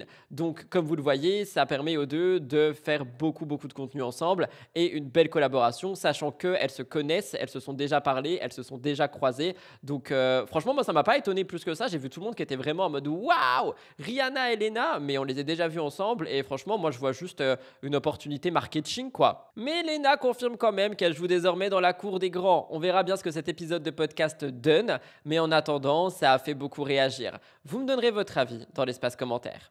Kris Jenner est un mensonge. Oui, polémique autour de l'apparence de Kris Jenner. Après avoir dévoilé les résultats spectaculaires de son lifting, elle est récemment réapparue avec un visage qui, selon de nombreux internautes, semble avoir changé à nouveau. Pour certains, son opération n'aurait pas tenu longtemps et pour d'autres, c'était simplement un filtre. Quoi qu'il en soit, l'apparition de Kris Jenner a relancé plein de débats. Le lifting de Kris Jenner, c'est sans doute l'un des sujets esthétiques les plus commentés du moment. Après des semaines de rumeurs sur la nature exacte de ses interventions, la star de 70 ans avait fini par s'exprimer. Elle avait dit « J'ai décidé de faire un lifting parce que je veux être la meilleure version de moi-même. Vieillir ne veut pas dire qu'il faut abandonner. » C'est une déclaration à son image qui montre qu'elle veut rester jeune dans l'âme. Mais pour moi, t'as pas besoin d'un lifting. Mais bon, bref. Apparemment, elle aurait déboursé $150 000 pour cette intervention réalisée par le très renommé Dr Steven Levine, un chirurgien new-yorkais dont la réputation a explosé. Elle racontait d'ailleurs dans un podcast avec certain humour pour les personnes qui tentaient de faire les mêmes choses pour obtenir un rendez-vous. Elle a dit des gens ont essayé de faire semblant de me connaître juste pour avoir une consultation. Si tu me connais vraiment, tu connais le mot de passe. Mais ce n'est pas tout, parce que sous les flashs et sous une apparition, eh bien, le visage de Kris paraissait moins lisse, moins tendu, et il y en a qui ont dit que c'était un lifting raté. Et même le docteur Anthony Youn, un chirurgien, a dit qu'il n'y aurait aucune raison de s'alarmer. D'après lui, le visage de Kris traverse simplement une phase normale. Juste après un lifting, la peau est tendue, puis elle se détend naturellement au fil des mois. C'est pas un échec, c'est une évolution du résultat. Il y en a d'autres qui parlent de filtre, il y en a qui disent que tout simplement quand Kris a sorti la première photo, elle était totalement filtrée et que là c'est entre guillemets la réalité. Moi j'ai envie de vous dire que quand bien même je la trouve très belle, je trouve les gens absolument horribles. Effectivement la photo entre le moment où on la voit toute sourire police et l'autre photo où on la voit avec un peu plus de visage détendu, c'est pas du tout les mêmes photos, mais de là à vraiment l'insulter, on parle quand même d'une personne qui a 70 ans et je trouve que le résultat est beau, je trouve que le résultat est réussi et voilà quoi, je sais pas, je trouve les gens très durs. Pour moi, le lifting de Kris Jenner n'est pas un échec, il met simplement en lumière les attentes irréalistes d'un public habitué à des visages tout lisses. Vous me direz ce que vous en pensez, j'avais trop envie de faire un petit sujet là-dessus. Hailey Bieber et Selena Gomez, depuis plusieurs années, c'est une relation qui fascine, divise et alimente les réseaux sociaux. Je vous rappelle qu'on a eu une petite guéguerre et encore une fois, on en a eu une avec des échanges indirects entre les deux stars. Tout est parti d'une interview accordée par Hailey Bieber au Wall Street Journal pour la couverture d'un numéro spécial Innovators. Elle a été interrogée sur les comparaisons constantes entre sa marque Rhode et la marque Rare Beauty de Selena Gomez et elle a préféré donner une réponse. Elle a dit « C'est toujours agaçant d'être comparée à d'autres personnes, je n'ai pas cherché ça. » Et elle a dit qu'elle trouvait ces rapprochements ennuyeux. Franchement, c'est une réponse qui est polie, mais qui a relancé les débats pour les fans. Quelques heures plus tard, les internautes ont remarqué une story publiée sur Selena Gomez sur son compte Instagram. Apparemment, ça fait des échos. Elle mentionne pas Hailey, mais elle dit « Laissez la fille tranquille, elle peut dire ce qu'elle veut. Ça n'a aucune influence sur ma vie, c'est juste une question de pertinence, pas d'intelligence. Soyez bienveillants. » Toutes les marques m'inspirent. Il y a de la place pour tout le monde et j'espère que nous pourrons tous arrêter. Encore une fois, on est sur un message ferme et un message apaisant qui, pour beaucoup, a été une manière pour Selena de dire « il n'y a pas de drama, t'inquiète », mais qui a été, encore une fois, prise comme une bombe. Effectivement, ces stories ont lancé la machine à rumeurs. Les internautes qui vont relire chaque phrase à travers chaque truc ont retrouvé pas mal de petite phrase qui laisserait sous-entendre que Hailey est en train de piquer Selena et que Selena est en train de piquer Hailey. Moi, je suis pas d'accord. Je trouve que justement déjà le fait que Hailey Bieber réponde à la question et qu'elle réponde de cette manière, je dis pas que les choses vont bien entre les deux. Je dis juste qu'elle a vraiment essayé de montrer l'image de Ok, c'est ennuyeux, c'est chiant, mais c'est la vie, c'est comme ça. Et c'est Léna par-dessus qui dit, il y a de la place pour tout le monde. Genre vraiment, je sais, et c'est sûr que les deux ne s'entendront jamais extérieurement parlant des réseaux, mais elles ont essayé vraiment d'être le plus poli possible. Et en fait, c'est là le débat. Quand tu essayes d'être poli, tout le monde dit que tu clashes, et quand tu dis rien, tout le monde dit que tu clashes. Donc au bout d'un moment, que faire? Moi, je trouve que cette affaire en dit surtout beaucoup plus sur la fascination collective entre les rivalités féminines ici, et que sur les deux elles-mêmes. Elles ne souhaitent pas répondre, elles ne souhaitent pas de guerre publique, et pourtant tout le monde parle de pics interposés. Vous me direz ce que vous en pensez, mais perso ça m'a un peu saoulé. Surtout que je consomme les deux marques. Oups. Voilà tout le monde pour le côté international de Mix the Tea aujourd'hui. J'espère que ça vous a plu. Moi perso j'aime bien ramener un petit peu des US dans MTT, donc n'hésitez pas à me dire si vous aimez ça. Je vais vous laisser liker, commenter, vous abonner, puis on va passer aux deux gros dossiers, l'affaire Dylan Thierry, Jessica et Thibaut. C'est parti, le moment que vous attendez toutes et tous.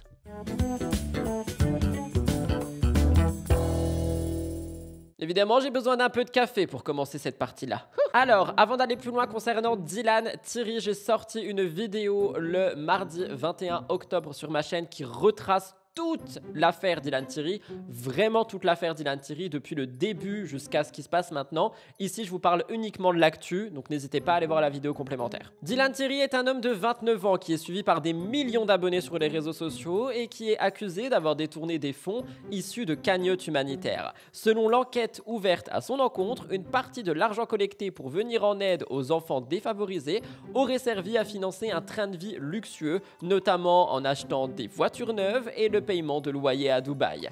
Lundi 20 octobre, il a comparu devant le tribunal pour répondre des accusations. En clair, depuis quelques années, Dylan Thierry a multiplié les voyages et les vidéos prétendument humanitaires. Madagascar, Sénégal, Maroc, Burkina Faso. Sur les réseaux, il se présente comme un sauveur des plus démunis, publiant régulièrement des images d'enfants, des chantiers d'école et des distributions de nourriture. Son association Pour nos enfants a été créée en décembre 2021 et elle se voulait humaniste et solidaire. Cependant, selon plusieurs témoins et anciens collaborateurs, la réalité serait bien différente. Les soupçons ont commencé à naître lorsque des bénévoles qui ont participé à certaines missions ont dénoncé des incohérences entre les montants récoltés et les actions menées sur le terrain. Rapidement, des médias comme BFM ont révélé l'existence d'une enquête. Et selon les premiers éléments, Dylan Thierry aurait lancé 3 cagnottes sur Cotisup, récoltant plus de 250 000 €. Une somme importante finalement. Mais l'enquête aurait mis au jour un écart considérable entre les dépenses sur les lieux et ce qui restait sur les comptes, parce que sachant que l'argent allait directement sur le compte personnel de Dylan. D'ailleurs, il a acheté 2 Mercedes et il a payé son loyer de 48 000 € à Dubaï. Et pour la question de pourquoi c'est allé sur son compte, j'ai vu sur Aja que Dylan avait dit que c'est parce qu'il était au Luxembourg, qu'il n'avait pas le temps ou je sais pas trop quoi. Dylan risque jusqu'à 5 ans de prison et 375 000 € d'amende parce que le collectif AVI, qui a regroupé plusieurs plaignants, a décidé de rajouter des pièces au dossier. Parmi les victimes, on a Mélissa, 28 ans, qui a dit « Il montrait des enfants, des hôpitaux, des écoles, on pensait qu'il faisait vraiment quelque chose de bien, mais j'ai commencé à voir qu'il vivait à Dubaï et qu'il montrait ses voitures. J'ai eu des doutes. » Il y en a beaucoup qui parlent de cagnotte floue. Je rappelle cependant que jusque-lors, Dylan est présumé innocent. Sur les réseaux sociaux, Dylan il a toujours réagi, il a dit je suis connu, j'ai réussi, j'ai des jaloux, j'expliquerai tout prochainement. Et sur Aja, lors d'interview, enfin pas sur Aja, dans toute intimité, lors d'interview et tout ça, il a dit qu'il attendait en fait ce procès avec impatience pour tout simplement montrer qu'il n'a rien à se reprocher, qu'il ira, tout ça et tout ça. Et d'ailleurs, il a même dit en sortant du procès, mais du coup le procès a été repoussé, je vais y arriver, que lui au moins était là et que son ancienne collaboratrice Sandra, qui n'a jamais rencontré à personne, je l'ai vu sur Aja ça, qu'elle n'était pas là alors qu'elle est tout aussi accusée.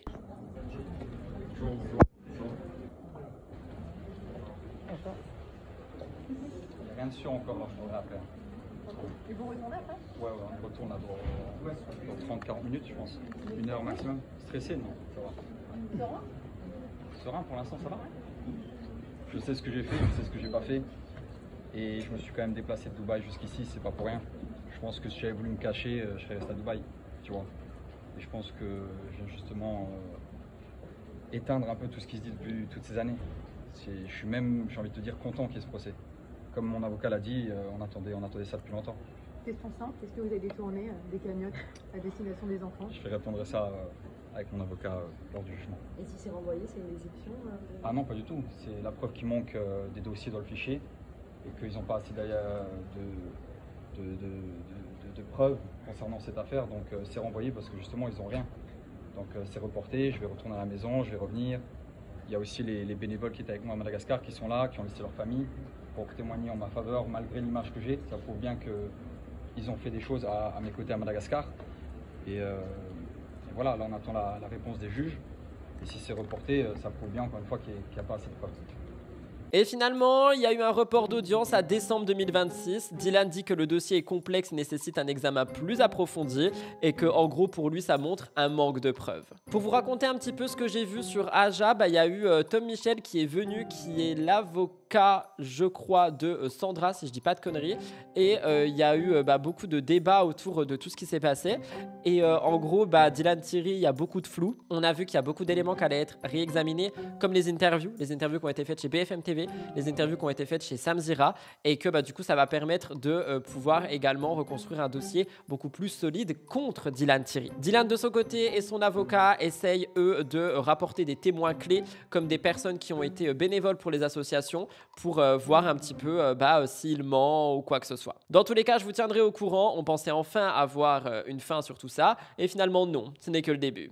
Les amis, je termine les gros dossiers et l'émission avec Jess et Thibaut. Sont-ils réellement au bord du divorce? Je vous raconte tout ce que j'ai trouvé. J'ai fait pareil, une vidéo beaucoup plus complète et enquête qui est sortie le 22 octobre. N'hésitez pas à aller la voir. Mais il y a eu un gros coup de tonnerre dans le monde de la télé-réalité. Le couple formé par Jess et Thibaut serait en pleine crise conjugale. Les deux sont mariés depuis 2018, ils sont parents de 2 enfants et ils traverseraient une période difficile qui ferait vaciller leur couple. D'après plusieurs sources proches du couple, Jessica aurait même quitté le domicile familial, une décision qui ne fait que attiser les rumeurs. Depuis leur rencontre, Jess et Thibaut, ils ont bâti une véritable success story. Ils ont quitté la France pour Dubaï suite à des cambriolages, enfin du moins à un cambriolage. Ils ont fondé une famille, développé des multiples activités, ils ont des marques, des projets immobiliers, une influence sur les réseaux. Ils ont trouvé une stabilité solide avec amour, réussite professionnelle et vie de famille bien remplie.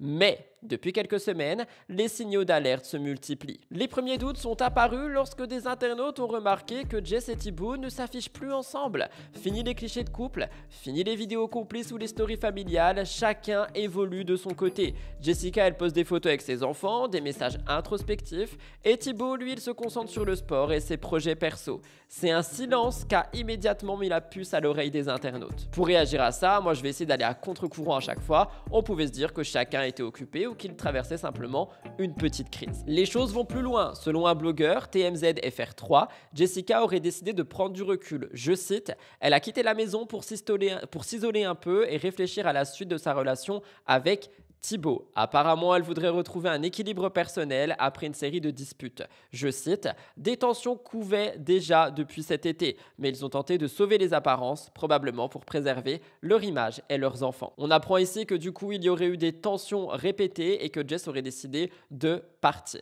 En parallèle, on a eu plusieurs stories publiées par Jess qui laissaient transparaître une certaine mélancolie. Elle y évoque des périodes compliquées, la nécessité de penser à soi, des propos qui ne mentionnent pas Thibaut, mais qui laissent directement peu de place au doute. Certains abonnés affirment même qu'elle aurait emporté quelques affaires pour s'installer temporairement dans un autre logement à Dubaï. Selon TMZ, il y aurait aussi des rumeurs d'infidélité. Je cite, des rumeurs disent que Jessica aurait vu des photos de Thibaut dans le lit d'une autre femme. D'autres sources affirment au contraire que c'est Thibaut qui a pris la décision de rompre. Donc quoi qu'il en soit, on voit que dans tous les cas, il y aurait vraiment de l'eau dans le gaz et je reviendrai sur mon avis dans un instant. Aquababe avait d'ailleurs dit, une de mes sources très proches a confirmé qu'entre Thibaut et Jess, c'est vraiment compliqué. Ils ne veulent pas en parler publiquement, mais la tension est bien là.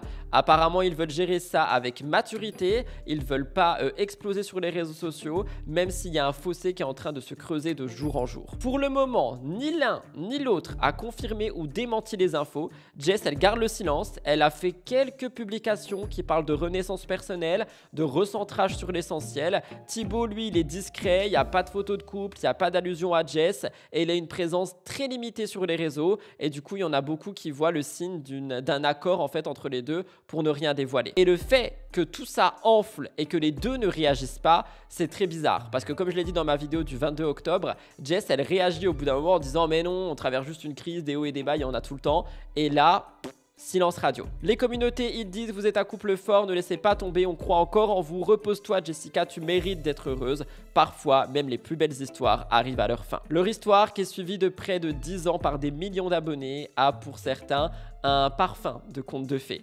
Pour d'autres, il s'agirait du début de la fin. Et moi, je vous donnerai des nouvelles dès que j'en ai. Et avant d'aller plus loin, j'ai guetté au moment de l'écriture s'il y avait des stories sur leur compte. Il n'y en avait pas. Évidemment, si des choses se passent d'ici là, je vous ferai tout ça en voix off. Évidemment, si vous avez suivi, les choses ont bougé concernant Jessica et Thibaut. Ils ont eux-mêmes annoncé officiellement le divorce, les internautes ont réagi, Bastos et Adixia également ont fait le point maintenant. La première à en avoir parlé est Jessica. Elle a posté un petit message, elle écrit « Certains l'ont peut-être remarqué. Depuis quelques jours, Thibaut a pris la décision de divorcer. Je n'ai pas d'autre choix que d'accepter cette réalité, d'accepter qu'il ne m'aime plus. Mon monde, ma vie, mes rêves viennent de s'écrouler. Vous savez, mon rêve à moi, c'était d'avoir une famille, de construire quelque chose de solide, d'élever mes enfants dans l'amour et la stabilité. C'est une immense déception parce que j'ai toujours cru que quand on se met avec quelqu'un, on surmonte les épreuves, même dans les moments les plus difficiles. Pour moi, l'amour, c'était à la vie et à la mort, pour le meilleur et pour le pire. J'avais trouvé mon binôme, mon allié, mon meilleur ami, mon partenaire de vie. Il me retrouve aujourd'hui dans une situation que je ne contrôle pas. C'est ce qu'il y a de plus dur. J'ai vraiment l'impression d'avoir raté ma famille, raté cette vie de famille que j'avais rêvée. Et ça me brise un peu plus chaque jour. C'est une période très compliquée pour moi, forcément. Mais je sais qu'avec le temps, je finirai par me relever. Je demande simplement à chacun d'être indulgent, de ne pas attiser la haine. Nous avons une famille, des enfants, et il reste ce qu'il y a de plus précieux au monde pour moi. La vie continue. Je ne suis pas la première et je ne serai pas la dernière à être une maman divorcée. Je garde foi en l'avenir, même si aujourd'hui, j'ai mal. C'est un message qui nous a toutes et tous brisé le cœur. Et Thibaut a aussi réagi à tout ça. Il a posté, je cite, « Après 8 années de bonheur partagé, de beaux souvenirs et surtout 2 merveilleux enfants, nos chemins se séparent aujourd'hui. Depuis quelques années, le bonheur s'est peu à peu effrité, l'amour aussi, sans qu'il y ait de fautif. Parfois, la vie nous éloigne simplement, malgré les efforts et les intentions. Notre priorité absolue reste le bonheur de nos enfants, et nous ferons tout pour qu'ils grandissent dans la sérénité, entourés d'amour et de bienveillance. Je tiens à remercier Jessica, la mère de mes enfants, pour ces années de bonheur et d'aventure que nous avons vécues main dans la main. Je tiens à lui souhaiter sincèrement tout le bonheur du monde pour la suite. L'aventure se termine, mais le respect et la volonté d'avancer en paix demeurent. Merci à tous d'être compréhensifs dans vos commentaires. Ces moments sont difficiles pour nous, mais avant tout pour nos enfants, qui resteront à jamais notre priorité dans ce monde. Nous vous demandons simplement de ne pas juger ni blesser, car le mal se répercute toujours, surtout sur les enfants. Acceptez ce choix qui n'appartient qu'à nous et gardez en tête que notre priorité reste le bonheur. Suite à quoi, sur le merveilleux compte de DumpFR, un blogueur que j'affectionne particulièrement, nous avons eu des réactions des internautes. Je vais vous les lire. Thibaut qui divorce de Jessica alors que la meuf a enchaîné les chirurgiens pour lui plaire, man. Jessica et Thibaut qui divorcent avant les tantiers, OMG. Comment je sais que Thibaut Garcia il trompe Jessica depuis, mais je peux pas le prouver. Elle a changé tout son physique pour qu'il puisse l'accepter et malgré ça, il l'aimait pas. Restez vous-même les filles. Jess et Thibaut, leur divorce vous choque, on parle d'un mec qui l'a rabaissé H24 physiquement et à cause de qui elle a fait 50 chirurgies ou pas. Hashtag bon débarras. Mais Thibaut a tellement trouvé la remplaçante, c'est qu'une question de temps avant le spotted. Je suis dehors, je me suis enfui de table, je peux pas gérer, j'y arrive pas. Je suis seule à pleurer dehors parce que putain, Jessica et Thibaut divorcent. Thibaut qui demande le divorce était tellement prévisible. J'espère que Jessica va s'en remettre. Nous avons également Adixia qui a eu une réaction qui a été repostée par le blogueur que je vous lis tout de suite. Je comprends tellement ce que tu ressens. C'est une épreuve très douloureuse, mais tu es une femme forte et tu trouveras à nouveau ton équilibre. La vie nous met parfois à genoux, mais elle finit toujours par nous relever plus fort. Et enfin, vous vous en doutez, un candidat qui a évidemment réagi, c'est Bastos. Je vous laisse regarder ce qu'il a dit en live. On va pas reprocher à Thibaut d'être parti. À partir du moment où ça rapporte plus et que le mec il restait juste pour ça, bah il part. Maintenant, je veux dire, Thibaut, il est jeune. Il est jeune. S'il est plus amoureux de Jessica, qui peut le forcer ? Et il a le droit d'aller vivre sa vie et d'être heureux. Ça serait triste d'être coincé à devoir vivre avec quelqu'un qu'on n'aime plus pendant des années. C'est horrible. Et oui, ça fait de la peine à Jess, mais je vais dire, c'est pas de sa faute s'il t'aime plus. En tout cas, on leur souhaite, on souhaite à Jessica d'aller mieux, parce que c'est triste. C'est triste pour elle. On imagine que Thibaut, il sera bien heureux. Il sera plus heureux maintenant qu'avant. Et que Jess va en souffrir un moment. Elle a été honnête, à mon avis. Elle essaye pas de se victimiser. Elle a été honnête. À mon avis, elle était folle amoureuse de lui. Et amplifiée par le fait qu'elle doit sentir depuis des années que lui, il s'échappe. Jess, c'est une super meuf. Hein. Si les choses bougent entre la sortie de mon émission et la suite de nos aventures sur YouTube, je vous ferai évidemment un petit point ce lundi. N'oubliez pas de vous abonner. Les choses sont encore allées plus loin car le blogueur Aquababe a fait des révélations. Il a dit, je cite, « Jessica et Thibaut, le divorce part 1.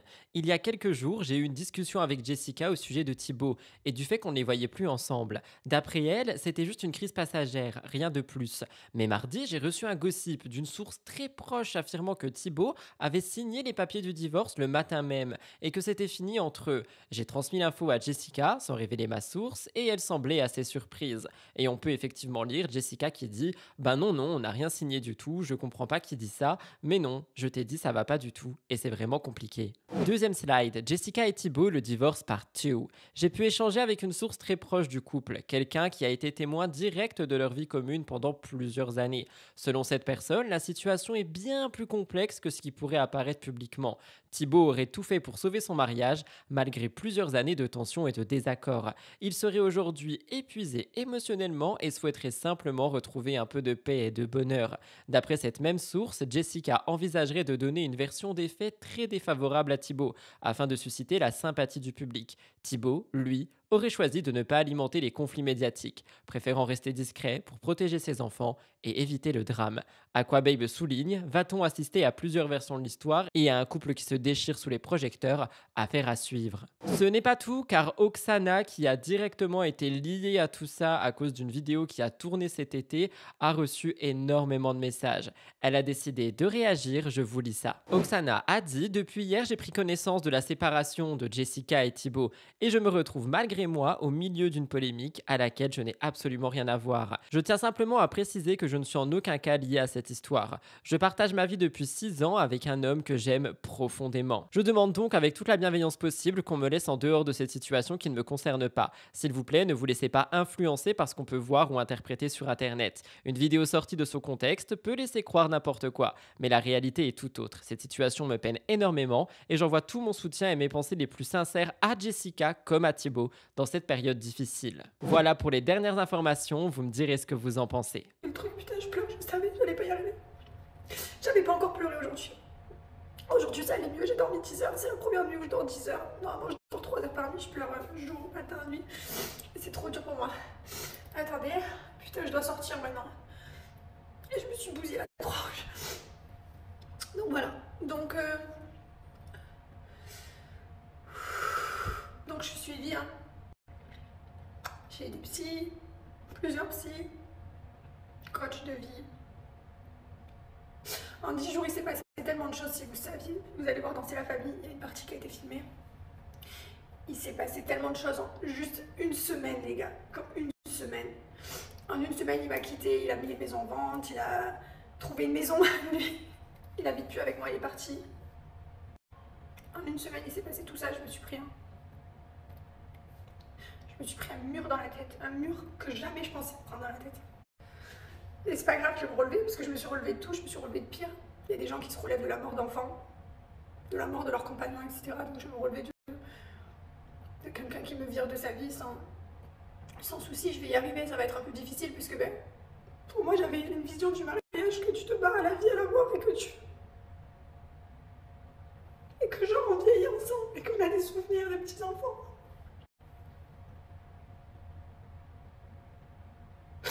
Mais ça va pas se passer comme ça. Je vais l'accepter. Je vais changer ma vision de la famille parfaite. Pas de famille parfaite, c'est pas grave. J'en aurai peut-être une autre un jour, j'aurai peut-être quelqu'un qui m'aimera vraiment et qui me dira je t'aime. Et qui me serrera dans les bras. Il m'aime plus, enfin à un moment donné. Il a le droit de plus m'aimer, il a le droit de vouloir partir. Il a le droit. C'est juste que je me sens abandonnée. Cette sensation, elle est terrible parce que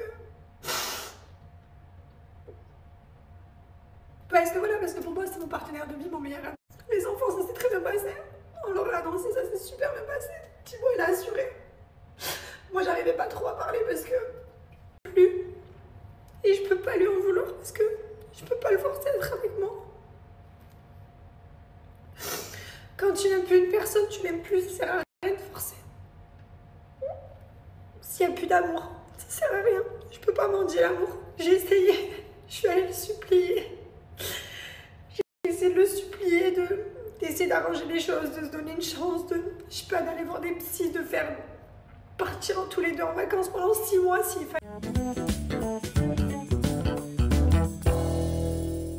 Évidemment, comme chaque semaine, voici votre horoscope pour les jours qui arrivent. On commence par le bélier et en amour cette semaine, l'amour illuminera votre vie.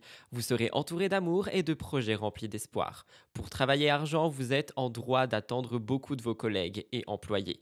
Toutefois, il est crucial de ne pas attendre la perfection car elle n'existe pas. Cela vous aidera à fixer des normes élevées sans vous décourager si elles ne sont pas atteintes. Pour les taureaux en amour, vous êtes trop souvent exigeants et c'est l'insatisfaction qui occupe votre cœur plutôt que le plaisir d'aimer. C'est pourquoi vous ne parvenez pas toujours à ressentir l'amour qui coule naturellement en vous. Cela viendra quand vous lâcherez prise avec votre désir de perfection. Au niveau travail et argent, un patron vous aidera à vous démarquer et à obtenir des résultats remarquables. Pour les Gémeaux, en amour, vous serez animé par une énergie dynamique qui vous incitera à vous lancer dans des projets manuels à la maison. N'oubliez pas que l'hiver approche, alors soyez réaliste quant à vos attentes. Au niveau travail et argent, au travail, vous déploierez votre énergie pour atteindre des objectifs ambitieux. Votre détermination vous permettra d'obtenir des résultats concrets et durables. Pour les cancers, évitez de dramatiser une situation familiale ou amicale. Ce conseil s'applique également à votre relation amoureuse. Vous avez tendance à vous isoler, ce qui explique pourquoi vous ne vous ouvrez pas facilement. Au niveau travail et argent, un projet pourrait être difficile à mettre en œuvre en raison d'un manque flagrant d'organisation. Voyez ça avec un supérieur. Pour les lions, vous aurez peut-être envie de vous éloigner de votre partenaire ou de quitter une relation amicale toxique. Vous pourriez même envisager de mettre fin à votre relation. Au niveau travail et argent, vous serez sollicité de toutes parts parce que tout le monde s'arrachera à votre expertise professionnelle, artistique et d'affaires, voire même politique. Vous ferez de belles rencontres cette semaine. Pour les vierges, il est possible que vous rencontriez bientôt l'amour de votre vie. Les cœurs esselés seront donc privilégiés. Au niveau travail et argent, vous êtes assez flexible pour vous adapter au changement de cap d'un supérieur. Si cela ne vous concerne pas directement, un simple coup de fil vous permettra de vous lancer dans une nouvelle aventure pro ou artistique passionnante. Pour les balances, en amour, l'arrivée d'un bébé, d'un petit enfant ou d'une nouvelle relation amoureuse peut être une expérience bouleversante. Il est probable que vous dépensiez plus d'argent que d'habitude lors de vos sorties. Travail et argent, votre agenda sera rempli de nombreuses rencontres professionnelles cette semaine. Et vous pourriez même faire face à des problèmes d'horaire. Assurez-vous donc de bien lister vos rendez-vous. Pour les scorpions, en amour, la planète Vénus, resplendissante, veille sur vous et sur votre planète sentimentale. Sur un plan plus personnel, vos prises de conscience sont puissantes et renversantes en ce moment. Au niveau travail et argent, vous démontrez une capacité à vous réinventer et à vous adapter aux changements professionnels ou artistiques en cours. Un associé risque de vous faire sortir de vos gonds. Pour les sagittaires, en amour, vous allez toucher le cœur de votre bien-aimé d'une manière délicate et perspicace. Ces petites attentions à votre égard seront multipliées. Travail et argent, l'inexpérience de certains collègues ou supérieurs vous amène à rouler vos manches, ils mettent la barre haute. Sinon, vous semblez subir une injustice professionnelle qui sera bientôt réglée. Pour les capricornes, votre nid d'amour nécessite des changements importants. Vous vous lancerez dans une rénovation, l'achat d'une nouvelle résidence ou d'un nouveau mobilier, ou encore dans un réaménagement. Travaillez argent avant de vous engager dans un projet, assurez-vous qu'il est en concordance avec votre propre vision des choses avant d'accepter et de signer un engagement. Pour les Verseaux, un nouvel amour est apparu ou va apparaître dans votre existence. Tentez, dans la mesure du possible, d'éviter de tout analyser, de chercher des défauts et d'accorder trop d'importance à vos craintes. C'est juste de l'amour. Au niveau travail et argent, les difficultés que vous rencontrez actuellement ne sont que passagères, car tôt ou tard, les choses vont s'améliorer et vous retrouverez votre rythme de croisière. Et enfin, pour les Poissons, cette semaine, votre charme est irrésistible. Vous ne rigolerez pas avec les frasques d'un enfant ou jeune adulte qui peine à se prendre en main. Vous l'aiderez à acquérir des valeurs solides. Au niveau travail et argent, vous contribuerez à la commercialisation des offres de l'entreprise. Alternativement, vous trouverez un poste plus stable. C'était votre horoscope de la semaine par le média nouveaumois.ca, dicté par Rudy Kopkop. Voilà tout le monde pour l'émission Mixosotis cette semaine. J'espère qu'elle vous a plu, même si elle était un peu plus courte normalement. Si c'est le cas, n'oubliez pas de liker, commenter et vous abonner. Je vous retrouve tous les jours de la semaine pour des nouvelles vidéos. Et non, je n'ai pas oublié le deuxième emoji de la semaine, qui est un pot de miel. Si vous avez deviné le lien, vous l'avez deviné. Je ne peux pas le dire pour celles et ceux qui n'ont pas regardé l'émission en entière. Et voilà, c'est tout ce que j'avais à dire. En attendant, je vous fais plein de gros bisous. Prenez soin de vous. C'était Rudy. Bisous, bye tout le monde.